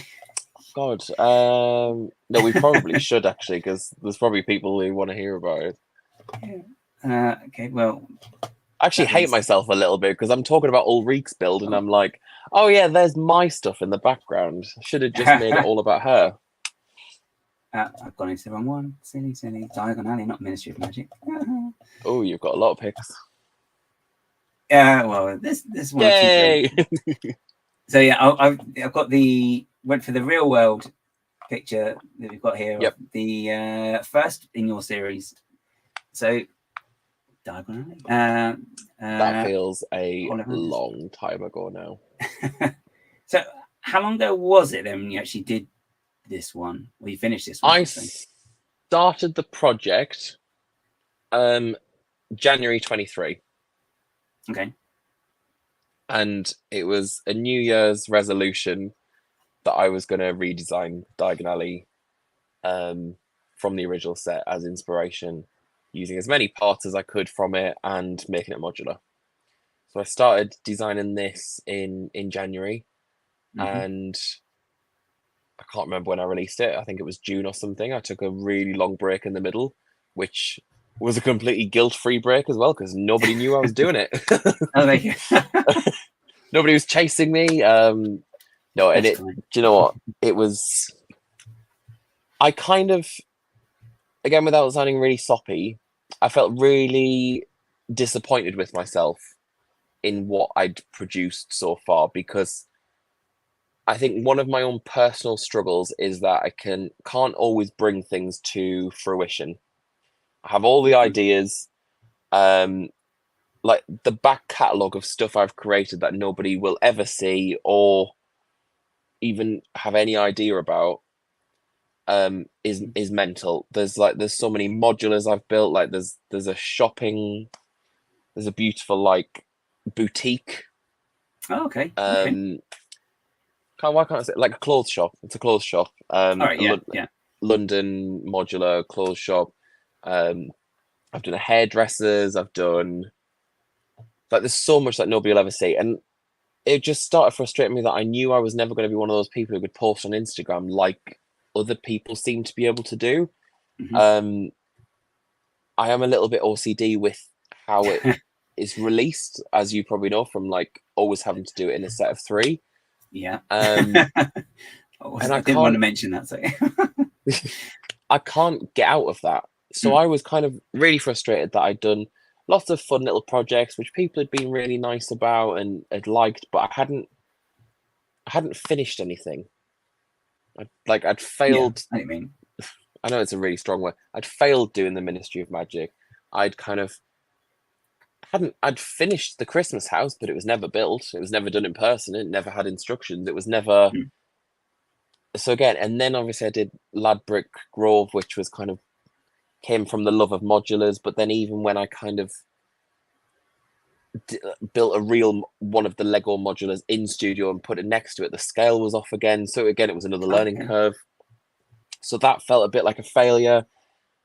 And so I was like, no, do you know what? I need to almost prove to myself that I can finish something, that I can actually not only just come up with the idea, but I can actually design it, I can finish it and do the instructions. So although I did it for me, the instructions was an added little bit of pressure just for me to kind of actually finish it, so that it wasn't just something that I posted and went, oh, hey, look, I did Ollivanders. It was actually finished and past the finish line. Okay, yeah, I didn't mean so. It's all finished, like the whole package is done. Almost. Yeah, it's a complete package. It's not just something I've put on Instagram and gone, hey, what do you think? It's there. If you want to build it as well, then you can. Yeah. So that's in terms nice of like, well, in terms of, for me personally, it was a massive deal for me to do it, and the fact that I did get past that finish line, and the fact that people bought the instructions straight away. It was a very slow thing, because it was on its own, and it was only kind of when Quality Quidditch came out that people kind of realized it was then going to be a series, and then they bought both, and then and so on. So it'll always be very special to me, that one. And so, have you got the actual official sets built anymore, or are all the parts in there, and all the parts are in there? It was to fully replace it, if that makes sense. Okay, that's quite interesting. Don't have them at all. So this is this one? This is the render, isn't it? I can never. Yes. Sometimes I go. You're like, oh. See this, but I quite like as well that, because that's not. Presumably that's like a hinge brick. Yeah. And there's somewhere. But it's almost like a lid that kind of pops on the top. Oh, so it's actually it sits there. It's not actually connected like on a hinge or anything.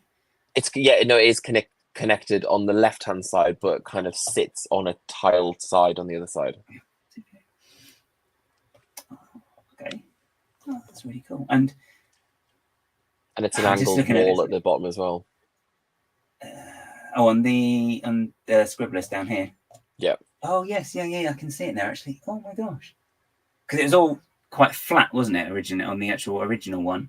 Yeah. So, but Scribblers was actually just a little bit boring on the original. Like, I liked what they did with the windows and the signage and everything, but when I saw the pit, like this one was mainly sort of came from the studio tour more than Orlando.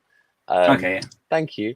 And the brickwork just looked a little bit jaggedy, and it like Ollivanders was straight, and then it curved off into Scribblers, which is where kind of, I suppose, Gringotts will pick up from that curved wall and kind of.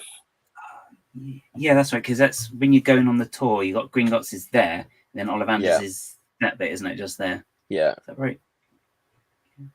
Yeah. Yeah. It's been a while. I have to go back. Yeah, I need to go back as well. What a shame that would be, hey? Maybe we should go together. I'll bring Yay. Bring the other half, so we'll have a day out. That'd be quite cool, actually. That'd be actually really cool. You could take. Oh, you know what you could do? I don't know how you do the logistics of it, but you could actually take them and actually photograph them. Shut up! I'm not. No, it would be a that would be. They'd probably be up for it as well. They're really quite chill there. But I'm actually quite shy, Gaz. So I think we'd have to do it it would have to be after dark, where there was no people walking around. I'm kind of getting used to that, taking my bits and just sticking them in things and photographing them when there are people around now, lying on the floor, taking. Just don't ask. Well, how disappointing though to take Quality Quidditch supplies there, and they're like, "Yeah, that looks nothing like it here." Well, I don't know. I think people would be impressed, whichever. So okay, that sounds like we've got a really cool plan there now. So cool, that's good. Yeah. So all of these as well have a full interior. So we've got the. They do. So we've got the one for Ollivanders. So I lost my words then. And how do you do the interiors for like Scribblers and a couple of others? Because we don't see inside all of them anyway. So I don't think we see inside Scribblers in the films, and don't see Florian Fortescue's at all. So is that all James or? Yeah, pretty much.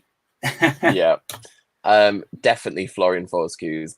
That was kind of that's what was quite interesting about the third one was Flourish and Blots. I was trying to use the film as a reference in terms of the staircase on the left with the mezzanine in the middle.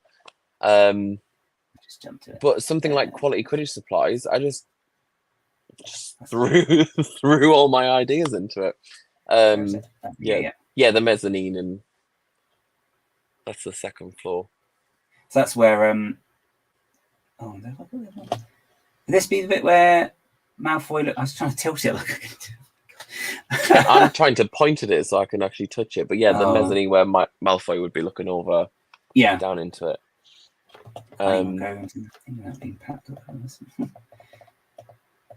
So I'm just jumping forward again. So that's fine. The wand boxes was extremely fun. Oh, you used the actual proper ones that came as well. Some of them, yeah. Some of them are like they're slotted in every now and then. But if you go on the next picture, you can sort of see the bit where you're looking down, and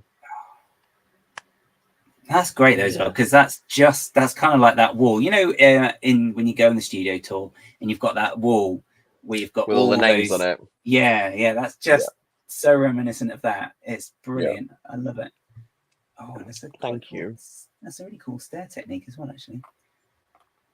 What the Yeah, that's like panel. That pieces, one's detachable. That is actually a detachable build. That one. Ah, okay. And the whole things all come apart like modulars as well, don't they? Because I think was there one I've got? There's one of them, and you've actually got it like not an exploded diagram as such, but you know, each floor raised up like that as well. Yes, I don't think I've done it for these. I think there was one in the past. I can't remember which one. I think it was when I originally did Ladbrick Grove. Oh, yeah, it was the pub was exploded. Yeah. I should have done that with these, actually. Oh, I think there's your potential third picture. Yeah. And this is the build you've done for this one, which I love, the crazy gutter rim. Yes, I enjoyed doing that, actually.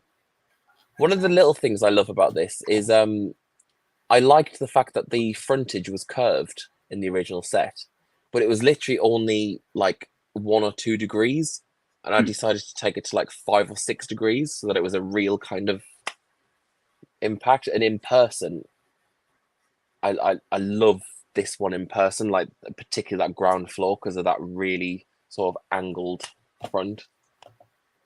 It's it's really cool. I remember the build technique of it, because I was looking at it thinking, how the hell are we going to do this? And then you do it and you're like, that's such a good idea. And you end up, I think have I nicked it for something that I haven't finished? Maybe I think I have. But yeah, I hadn't actually picked up on the fact that actually that was a greater angle as well, actually. But I can really tell. And then I've used I think there's a lot more roof, isn't there? I've made it smoother as well. Anybody who knows any of my work knows I like to finish everything with a tile. I do not really like an exposed stud, as you can probably see. Apart from that little edge around the ground, which is from the original. I like a smooth surface, but I like the fact that the dark red panel at the bottom kind of is what holds that curve in as well, because that's something that wasn't on the original. But also this bit here. Yeah. And then the black almost, I don't know how to describe it, but it was like it was red, black, then red on the actual building. So to be able to do that with like the panel piece, but it's also practical because it holds it, was satisfying. Bit of a nerd. Yeah, but it's the details like that though that do sort of separate out some things from Thank you. People who just chucking something out or just actually taking your time and getting it right before you're happy with it, which I think is a mark of a good mock like this. Thank you. Oh, yeah. Would it ruin it though? Would I hate it? No, but like, should it be something that you just enjoy as a hobby? Like, don't we all end up kind of hating our jobs? And if this became an actual job rather than a hobby, would I end up hating it?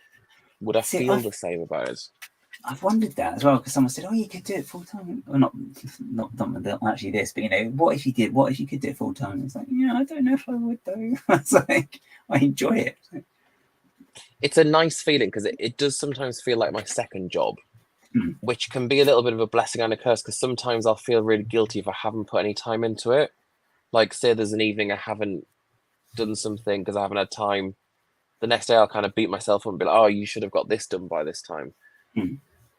But then it's like, hang on, this is my hobby. This isn't my work. Yeah. And it should still be enjoyable. Your hobby should always be enjoyable, shouldn't it? Oh, yeah. Yeah. I mean, it's quite easy, I think, sometimes to get caught up in that sort of cycle as well, though, isn't it? It's like, well, I must do this. I have to do this. I have to do this. And it's like, yeah, but you're doing it for you. It's like, yeah, doing it, putting it on like the socials is just like a bonus, really, isn't it? It's like, yeah, I think it's the pressure that we put on ourselves, really, more than anything. Yes. I'm very good at doing that. Yes, I know you are. Hey, Joel. What did Tyler say? Yeah, exactly. Yeah. You're right. Yeah, because you haven't got as harsh deadlines because, I guess like you said, you put a deadline in place for Weasley's shop as February, but that's kind of like it's a soft deadline, isn't it? yeah, but it's like, whereas if it was like an actual job, it'd be like a hard deadline. If it's not done, I'm not going to swear, but I can't wait until it's done because I actually originally started it last December because I wanted to get the geography of it sorted before I started Florian Fortescue's so that I knew where those windows were going to be. And I remember watching I'm a Celebrity Get Me Out of Here every night whilst trying to do the windows. And eventually I sort of had it kind of done. And then I left it and did Florian Fortescue's and Flourish and Blots. And then it was like, the whole time I was designing that one, I was like, oh, I've got to go back to those windows. I've got to go back to that orange windows. Oh. So I actually did take a break because I didn't want to jump straight into Weasley's because it was the one that I was dreading because of the experience of trying to do it the first time. Right, okay. Then when I finally did go back to it and things started to work out, I was like, okay, I'm happy now. And so at one point were you thinking, I'd rather do a bush tucker trial than do these windows? It was like the perfect excuse because it was on every night for that month, and it was like, right, so between that time and that time, I've got to do those Weasley windows. I think like torture. So when did you actually finish designing Florian Fortescue's? Because you didn't put the design out. You don't put the designs out. Sorry, the second you finish doing them, no. You do. It's only once I've built it, once I've done the instructions. The moment that I can physically put the instructions on Rebrickable is when I post it. Right, okay. So because I think sometimes it's a bit irritating for me. I would be irritated at myself if I put up on Instagram and said, oh, instructions are next week. Thank you so much for being here. Yeah, I would find that irritating for myself if I was coming soon, because I've done that before, Gaz. I've said, oh, I'm gonna do instructions for it, and then it hasn't happened. So I Right, need okay. to actually do it all as one package and go, it's done, here's the instructions. Okay. Yeah, that makes sense as well, because then it's just, then you can kind of put that one to bed. Then it's like, okay, that chapter is closed, you know, as opposed to completed it. Yeah, completed it, mate. Yeah, I was going to say that, and I was like, should I? Yeah, I'll let's just say anything that pops into my head. It's not good. I got pictures of the interior as well, because you did the interiors for all of these, as we've said as well, and that's because this one's got the extra floor as well, and that's every floor as opposed to just putting in a couple of boxes and some cobwebs as official set, you know. Yeah, do you know what, this was a bit of a game changer, because I think people were quite excited about the fact that I'd done the Daily Profit office in there. And then because I don't really think I'm very good at selling myself, in the sense of, like, you know, when I was talking about the integral cog in the YouTube video reviews. Oh yeah, like, he's sold the shit out of my work. Like, literally, if anybody is gonna end up liking it, they will like it once they've watched his video, because he does the bit that I can't do, which is the presenting of the real thing. Okay. And he so eloquently describes everything, where, like, I couldn't really get across the fact that in that little roof is a secret bedroom for Rita Skeeter behind a crack in the wall that only she can get through, because she's an animagus who turns into a beetle. Oh, okay, that's really so. Cool. The idea was there, but the execution, I mean, and the build execution's there, but explaining myself and selling myself is not my strong suit. Okay. I'm just very fortunate that I've got these amazing people like Gray who does that. That's actually really cool, though, that you've got, like, the only way through is because she's that's a hell of an Easter egg. I love an Easter egg. So presumably then there's a lot of Easter eggs in a lot of these sets then. Yeah, I do like to throw a little few in. Anyone? I have actually toyed with the idea of, after building the Burrow and the Borgin and Burke's gift with purchase, of having one of those fantastic Flu Network fireworks in the Weasley building as a little Easter egg. The fact that the Weasley boys could go straight from the Burrow to work, I don't know. Ah, that's using that new sort of spirally macaroni. I love that piece. But it's really cool. I love the fact that they completely disappear into the top where you can't see them. It's cool. You've got that, haven't you, as well? You've got the Burrow, yes, it's next to me now. Oh, yeah. Safe and sound. I've actually got rid of my bedside lamp so that it can go there. So it's going to light up, presumably, then, is it? Not yet, because I've only done that once, and that was the Home Alone house that George and I bought a light kit for. Oh, okay. And I hated every second of it. Oh, did you? It was probably the most stressful couple of hours I've ever had with a Lego set, because it doesn't. Really? I hate the fact it doesn't, like, the pieces don't lie flat, and that I could never take it apart and rebuild it again, all that kind of stuff. Yeah, I think, did I see that someone's doing a light kit for something else, or a slightly different one, that the wires are thinner so they can go through bricks and they don't cause any problems with it. I mean, it looks incredible when it's all lit up. Did I say it was the Home Alone house? Yeah. So it looks incredible. We've got the one with the sound, like, we got the upgraded one with the sound as well. Okay. So when you switch on, it's like somewhere in. Yeah. But it makes me sad though, because I can't rebuild it every Christmas. It's just exists like that. I don't know. See, I think this has gone a bit of a segue, but the Burrow is actually 24 bags. So, you could save it to December the 1st and do a bag a day. Just to build up to Christmas. Yeah, that would be cute. That would be cute. But I definitely couldn't live on one bag a day. I'm a same day builder. Like, if I've got a set, it's burning a hole in my memory, and I need to finish it then and there. I did toy with like having a couple of evenings to do the burrow, and I was like, I can't. I need to do it all in one day. Yeah, I think it's one of those. Well, I think from what I've seen as well, everyone's enjoyed building it, so it's a case of it's a great build. Can't stop. That's a sign of a good set, though. Yeah, I really enjoy it. There's some really cool techniques. But I mean, just looking at this, I think there's some pretty cool techniques here. I mean, I do really like this. I can't gonna let me zoom anymore, but the cracks with the exposed brickwork underneath. But then you've got has that depressed, like a couple of depressed bricks as well. Yeah, just to kind of give it. I think most people seem to say that I'm known for my textures. Like you can almost tell it's one of mine because of the texture or something. I don't know. That's been mentioned a few times. Yeah, I can see why they're saying that. Yeah, because you've got all the different ones up there, the cornice pieces at the top here on the roof. Yeah, then the exposed brickwork here, so a couple of cracks. And then I can see that. Yeah, I kind of look at things sometimes and go, "Is that too plain? Can I even just do something to it so it's got a bit of variance?"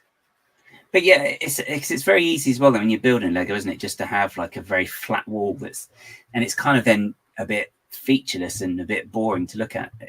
I mean, with all well in the world, too many masonry bricks as well. It's a case of it's just very, very uniform. So he's trying to find ways of breaking that up as well, which I think, I think safe to say, I think you found a way of doing it with these. Did I get a picture? Oh yeah, so and you've got the ground floor as well, because we don't really see inside the shop much in the films either, do we?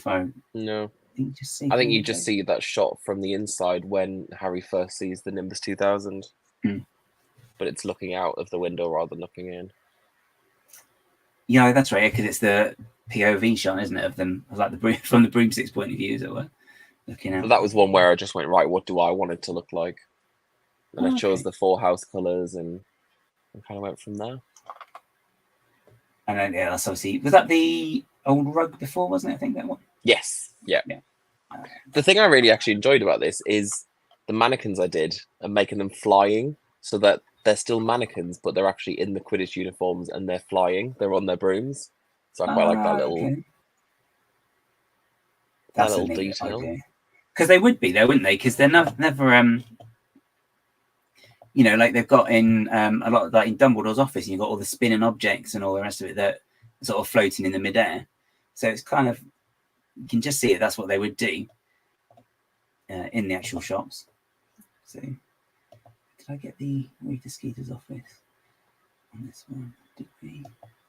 Oh no, we didn't. We went straight into the next one. So, but this is a good example of what I was saying as well with the presentation as well, where you've got the real world existing building here. So this is Orlando, isn't it? Then these two shops. Yeah. Then that's the Lego one, and then this is your version, which I mean dwarfs it. Kind of went mad, didn't I?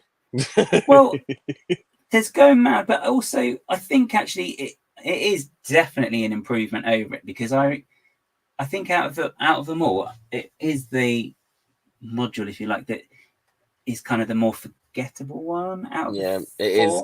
I know people had issues with like the pink bricks, like we were saying earlier, of Quality Quidditch, but I think it is the one that people are a bit like, meh, it's their least favorite one. Yeah. Whereas this one, with all the crazy angles and the windows, and you've got I've got another picture of the window. Yeah, then you've got so I've got the we'll call it the signature texture now. But everything's got a texture. Yeah, exactly. But it does make it look more realistic, and as realistic as Lego can be anyway. You've got all the greebling on lots of the Star Wars sets, so it's just greebling on buildings essentially. I like that word, guys. Oh, greebling. Greebling. Yeah, I've never used that word in a sentence before. Oh, yeah, that's your challenge, to use it in a sentence over the next couple of days. This is so much of an improvement as well, because Flourishing Blocks is quite a big scene really in the second film, in the sense that, you know, that's where you meet Lucius for the first time. You've got meet Gilderoy for the first time as well. And I think you've got a magical me in the window as well. Is that right? Yes. Yeah. Good. Was there anything though, interior wise, that you took from the actual official set when you did this one? The signing desk, Gilderoy Lockhart's signing desk, is underneath the mezzanine. Okay. So actually, that mezzanine in there, which is on the ground floor, it wasn't originally something that you could take off, and it wasn't until I built it all in person and I was looking into the ground floor and I was thinking there's quite a lot of detail underneath it that nobody's ever really going to be able to see again. Okay. So I made the decision after all the pieces had been bought and I'd built it all to change it to be removable. So that just shows sometimes I do change things like lastminute.com. Oh my and I God. spend like another 30-40 quid on pieces to change something. But at that point, you've just got to do it. Oh yeah. You kind of, it's like, well, I've come this far. Keep going. Keep pushing. Yeah. Oh, that's really good. But it's good though as well, though, is the fact that it's kind of, I guess it's kind of still in flux then, right up until the moment you sort of put the post out, essentially, because it's a case of, you know, you may have it all done and you're looking at it, you're like, it's going to change that one. I've kind of learned to like trust my gut instinct as well, to be like, if something doesn't feel right, even just a little bit, then I'm not going to be happy until I've changed it. Okay. Yeah. Well, that's was always, sorry. I keep interrupting you. I think I've got a very slight delay. No, it's no problem. I say that's I think that's a good thing though, that you have got that editing power, I suppose. I want to say, maybe. Yeah, it's a good way. That is a good way of putting it. I just knew that every time I looked at that ground floor, I was always going to think, I wish I had made that removable. So actually, let's just do it. Yeah. Well, yeah, because if you don't try it as well, then even. Oh no, not. I don't think we weren't talking about my build. What were we saying? We said that the Flourishing Blots and Florian Fortescue's was everyone's least favorite of the original set. It was the most forgettable. Yeah. Because nobody said that my quality Quidditch is their least favorite. Nobody's said that yet. We now get a comment. Well, we haven't had the final. Well, not to say the final two, because we've already established you're doing like was it 100 more, wasn't it? I think that's what you said. Yeah, I think so. Yeah. Yeah. Yeah. But the other thing as well, did you get any comments as well because you switched these two around? Because in the I got asked why. And okay, to be honest with you, the reason why was because the Orlando building of Florian Fortescue's was on the corner. And it was like, okay, so what's going to go next to it? It's going to be Weasley's Wizard Weezers. And there's going to be an alleyway to go through to Nocturne Alley. So this one is going to need to be on the corner because I want to create the Orlando version of it. And it is going to be on that corner. Oh, of course, yeah. Because then, because that's kind of one of those exits. Because they've had to sort of squeeze in the alleyway slightly, haven't they, on the actual official one as well? I didn't think of that at all. That's really cool. Yeah. And, there's another view of it there. And you can see, there's a good view of the mezzanine, or looking over the mezzanine down to the floor below as well. I love that. I mean, I will be really honest. The only thing that irritates me about this build is the back. I had to compromise having an ugly back so that I could have the color scheme that I wanted for the interior. So I tried to really not show the back. That's all right, because you'd have another building backed onto it anyway, wouldn't you? Yeah, and that will be the plan, because that's probably where Borgard and Burks will be back to that. There you go.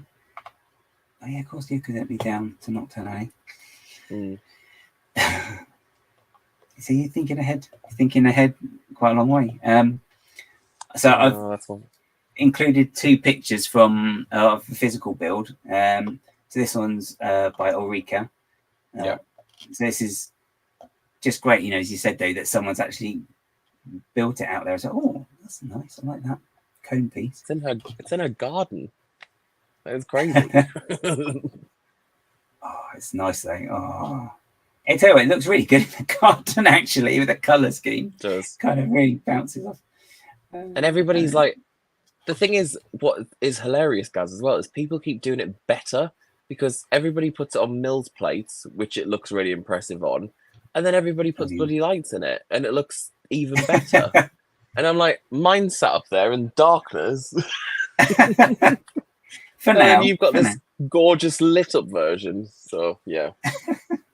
And then this is Tyler's one that he's built as well. I think that's right. He's used the Mills plates as well. Yeah, I was gonna say with you can see the brickwork there.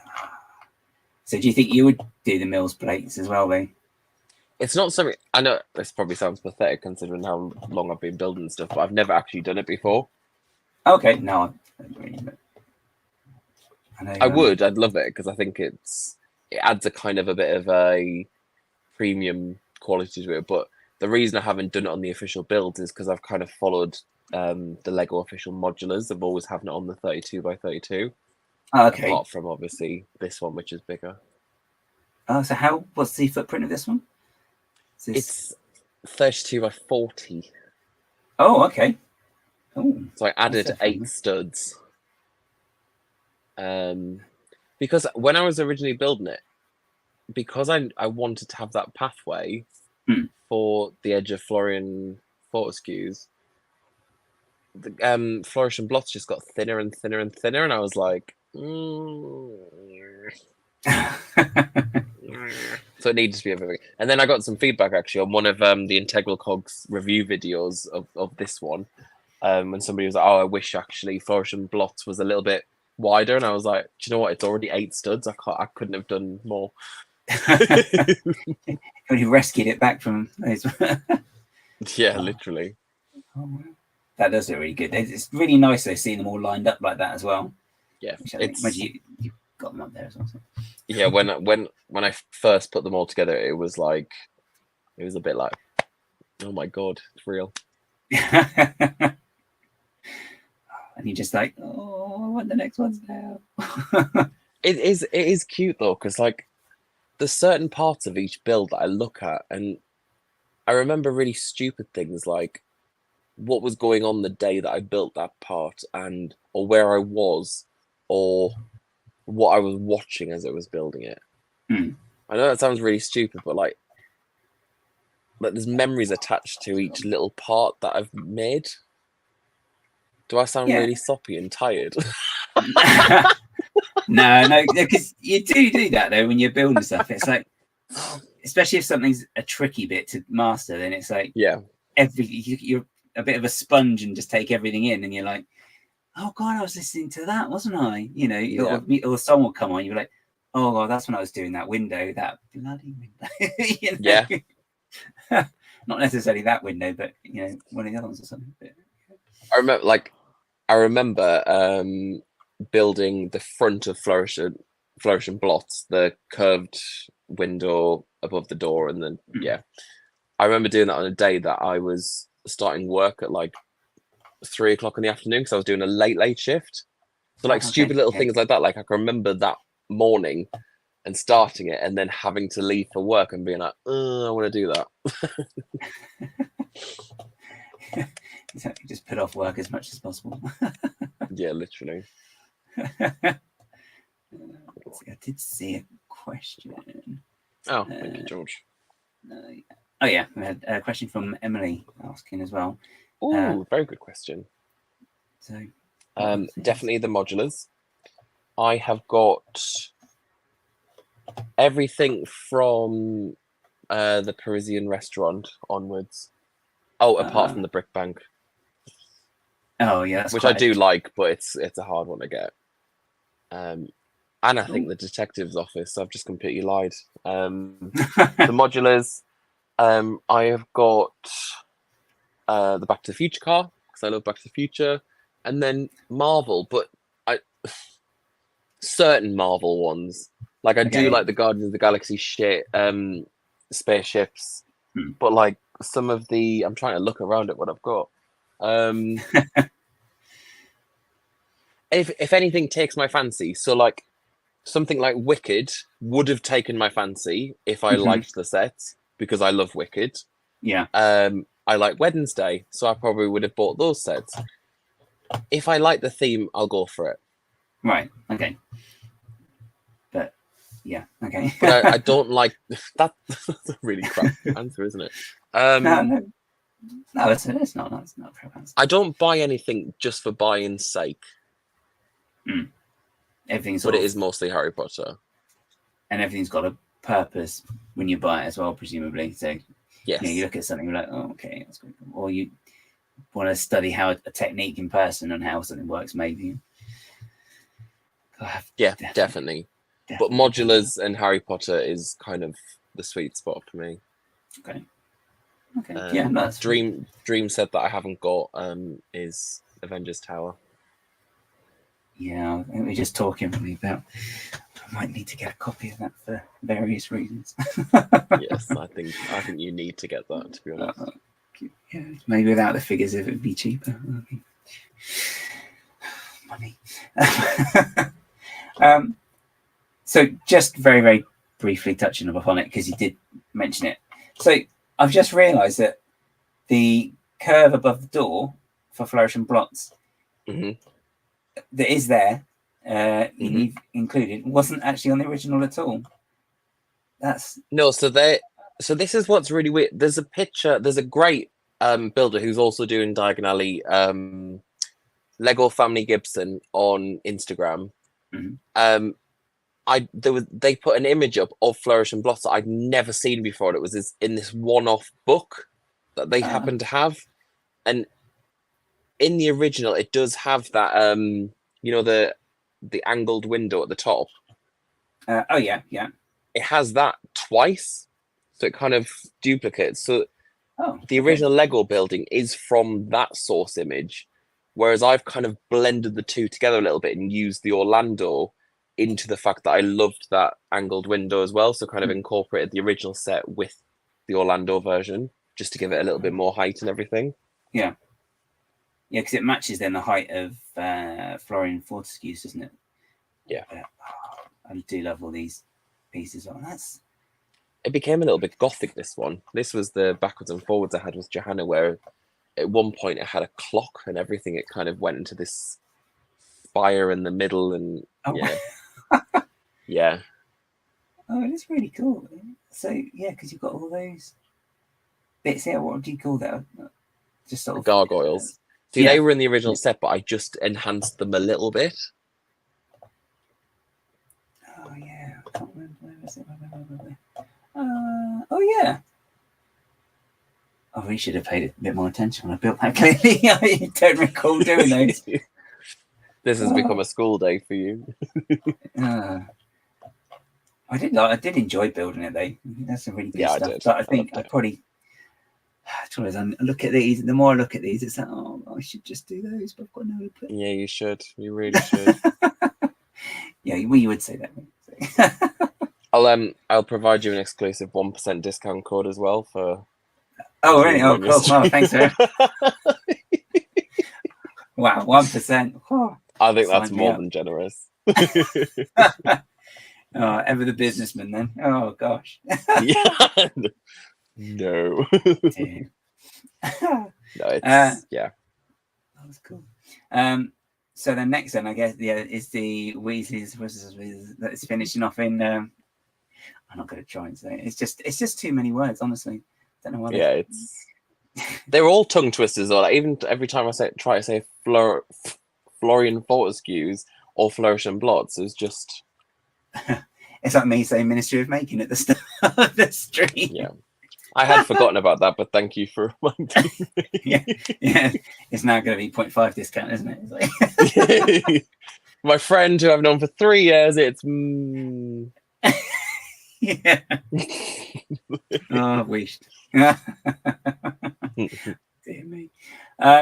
So next then you're working on that one, but that's Mob, but you're doing that then simultaneously with doing Leaky Cauldron. Yeah.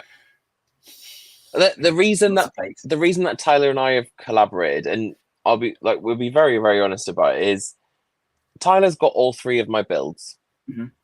he owns them. If he wanted to create the leaky cauldron, it almost made sense for me to get involved with it so that it fits the rest of the street. Yeah, and it was makes always sense. going to be something that I was kind of going to look into anyway. And then when I saw the design that he started doing, I was like, this is amazing. Should we work on it together? And it has like developed a little bit. So we've kind of decided on an exterior that has that muggle side of the street. So that is the Leaky Cauldron entrance, like the muggle side, is Yeah. that corner bit that you see in Philosopher's Stone with muggle buildings sort of next to it. And from the outside, it's got that muggle exterior. And then the interiors, obviously, we're trying to look at movie accurate rooms, including Prisoner of Azkaban and all that kind of stuff, like the room that the minister sits in when Harry arrives. And then it all started with where Tyler originally was starting, was he was creating an entrance to Diagon Alley to sit next to my Weasley design when it was ready. Okay. So that's where he started. And then he was like, I want to do a Leaky Cauldron. And that's how that whole conversation came up. Oh, wow. And because I want to build it as well. So it's like, I want it to fit with the rest of the street. Yeah. So it's got a similar sort of through line, like design. So not design wise, because they're all kind of, I suppose there is a kind of through line with them all anyway. The overall look with them, isn't there? So some, even though they're all it's very different. It's going really, I mean, it's different collaborating because it's, you obviously want to make sure that the other person's really happy. But we got on really well, so we can be really honest with each other and be like, yeah, I really like this bit. So yeah, it's good. That's awful. Throw it out. No, he's like the interior stuff he's done is just fantastic. Oh, that's cool. Really, really good. Tantalizing everybody. Oh. So I mean, that's kind of it's covered really. Unless anyone's got any more questions, then I might, because I'm conscious as well that it is a school night as well. Even though some people maybe some people aren't. Some people aren't in work tomorrow. No, but I actually worked hard today. I haven't had a lunch break, so I'm so hungry. Well, this is the first I'm hearing of this as a disclaimer. Work. No. Get on the street. Work. No, it's good. I've really enjoyed myself. Thank you so much for having me. No, well, thank you for coming on and just discussing your MOCs, and also it's really nice as well just hearing. Okay, not to sound weird, but it's nice actually when people can look at stuff they've done and be like, okay, well maybe that didn't work. So it's quite nice that you are able to do that, and thanks for sharing that as well. So yeah, I'm quite an honest person. Yeah. Like I if anything, I struggle to do the opposite, and I do struggle to praise myself and say, oh, you did a great job there. And I think that was my roundabout way of saying when I finished Ollivanders, that was my pat on the back. Not because of how it looked in particular, but the fact I finished it, that was a massive well done me moment. Okay. Because it had kind of come from feeling like a failure from things from the past. Yeah. So it's like your redemption, or almost. Yeah, it was my own redemption arc. I'm like a superhero. Yeah. The power of the MOC. There you go. Or the power of the studio, maybe. Yeah. Well, and I obviously owe everything to studio, because I wouldn't have been able to have as much fun as I have without it.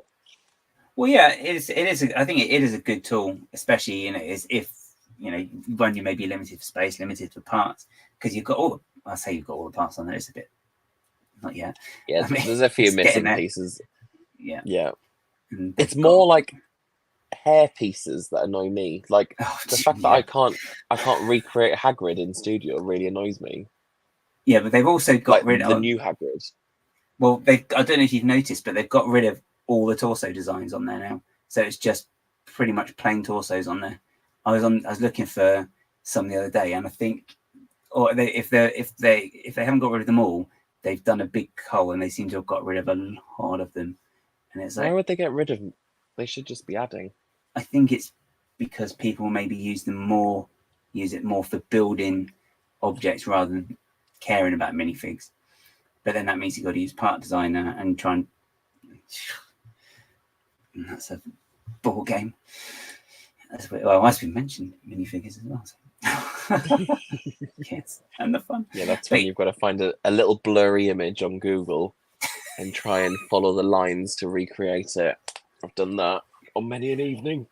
Yep, I'm sure I've not done that until yesterday. For my post, I've got to put up tomorrow now. But yeah, Wildcard Thursday. Yeah, exactly. What begins with the? Has to be alliterative. Oh. Thoroughly late Thursday. Oh, that's actually quite good. Oh no, you're going to want 1% of that now, as well, aren't you? Yeah. Cool. Well, anyway, but yeah, thanks again. Have we had any more questions? Anything on there? I don't think so. Everyone's gone, haven't they? They're like, he's just rambled on about these stupid buildings. We don't want to hear it anymore. No one said that. No one said that. You're hiding the comment. Yeah. Delete. Cool. But yeah, but thanks for your time anyway, because I know you so you much. have been super busy lately. So yeah. So admin bit for me. MOC Heads will be back on the 2nd of October. So stay tuned for stay tuned when I'll be announcing who will be on that one. And can you give us any clues? No. Not yet, no. But yeah, no spoilers. But yeah, otherwise, take care and thanks for tuning in. And if you haven't, don't forget to hit the like button as well, wherever it is down there somewhere. Yeah, thumbs and all the rest of it. So cool. Thank you very much. And I'm going to play the outro. So thank you, guys. Okay. Bye. Bye.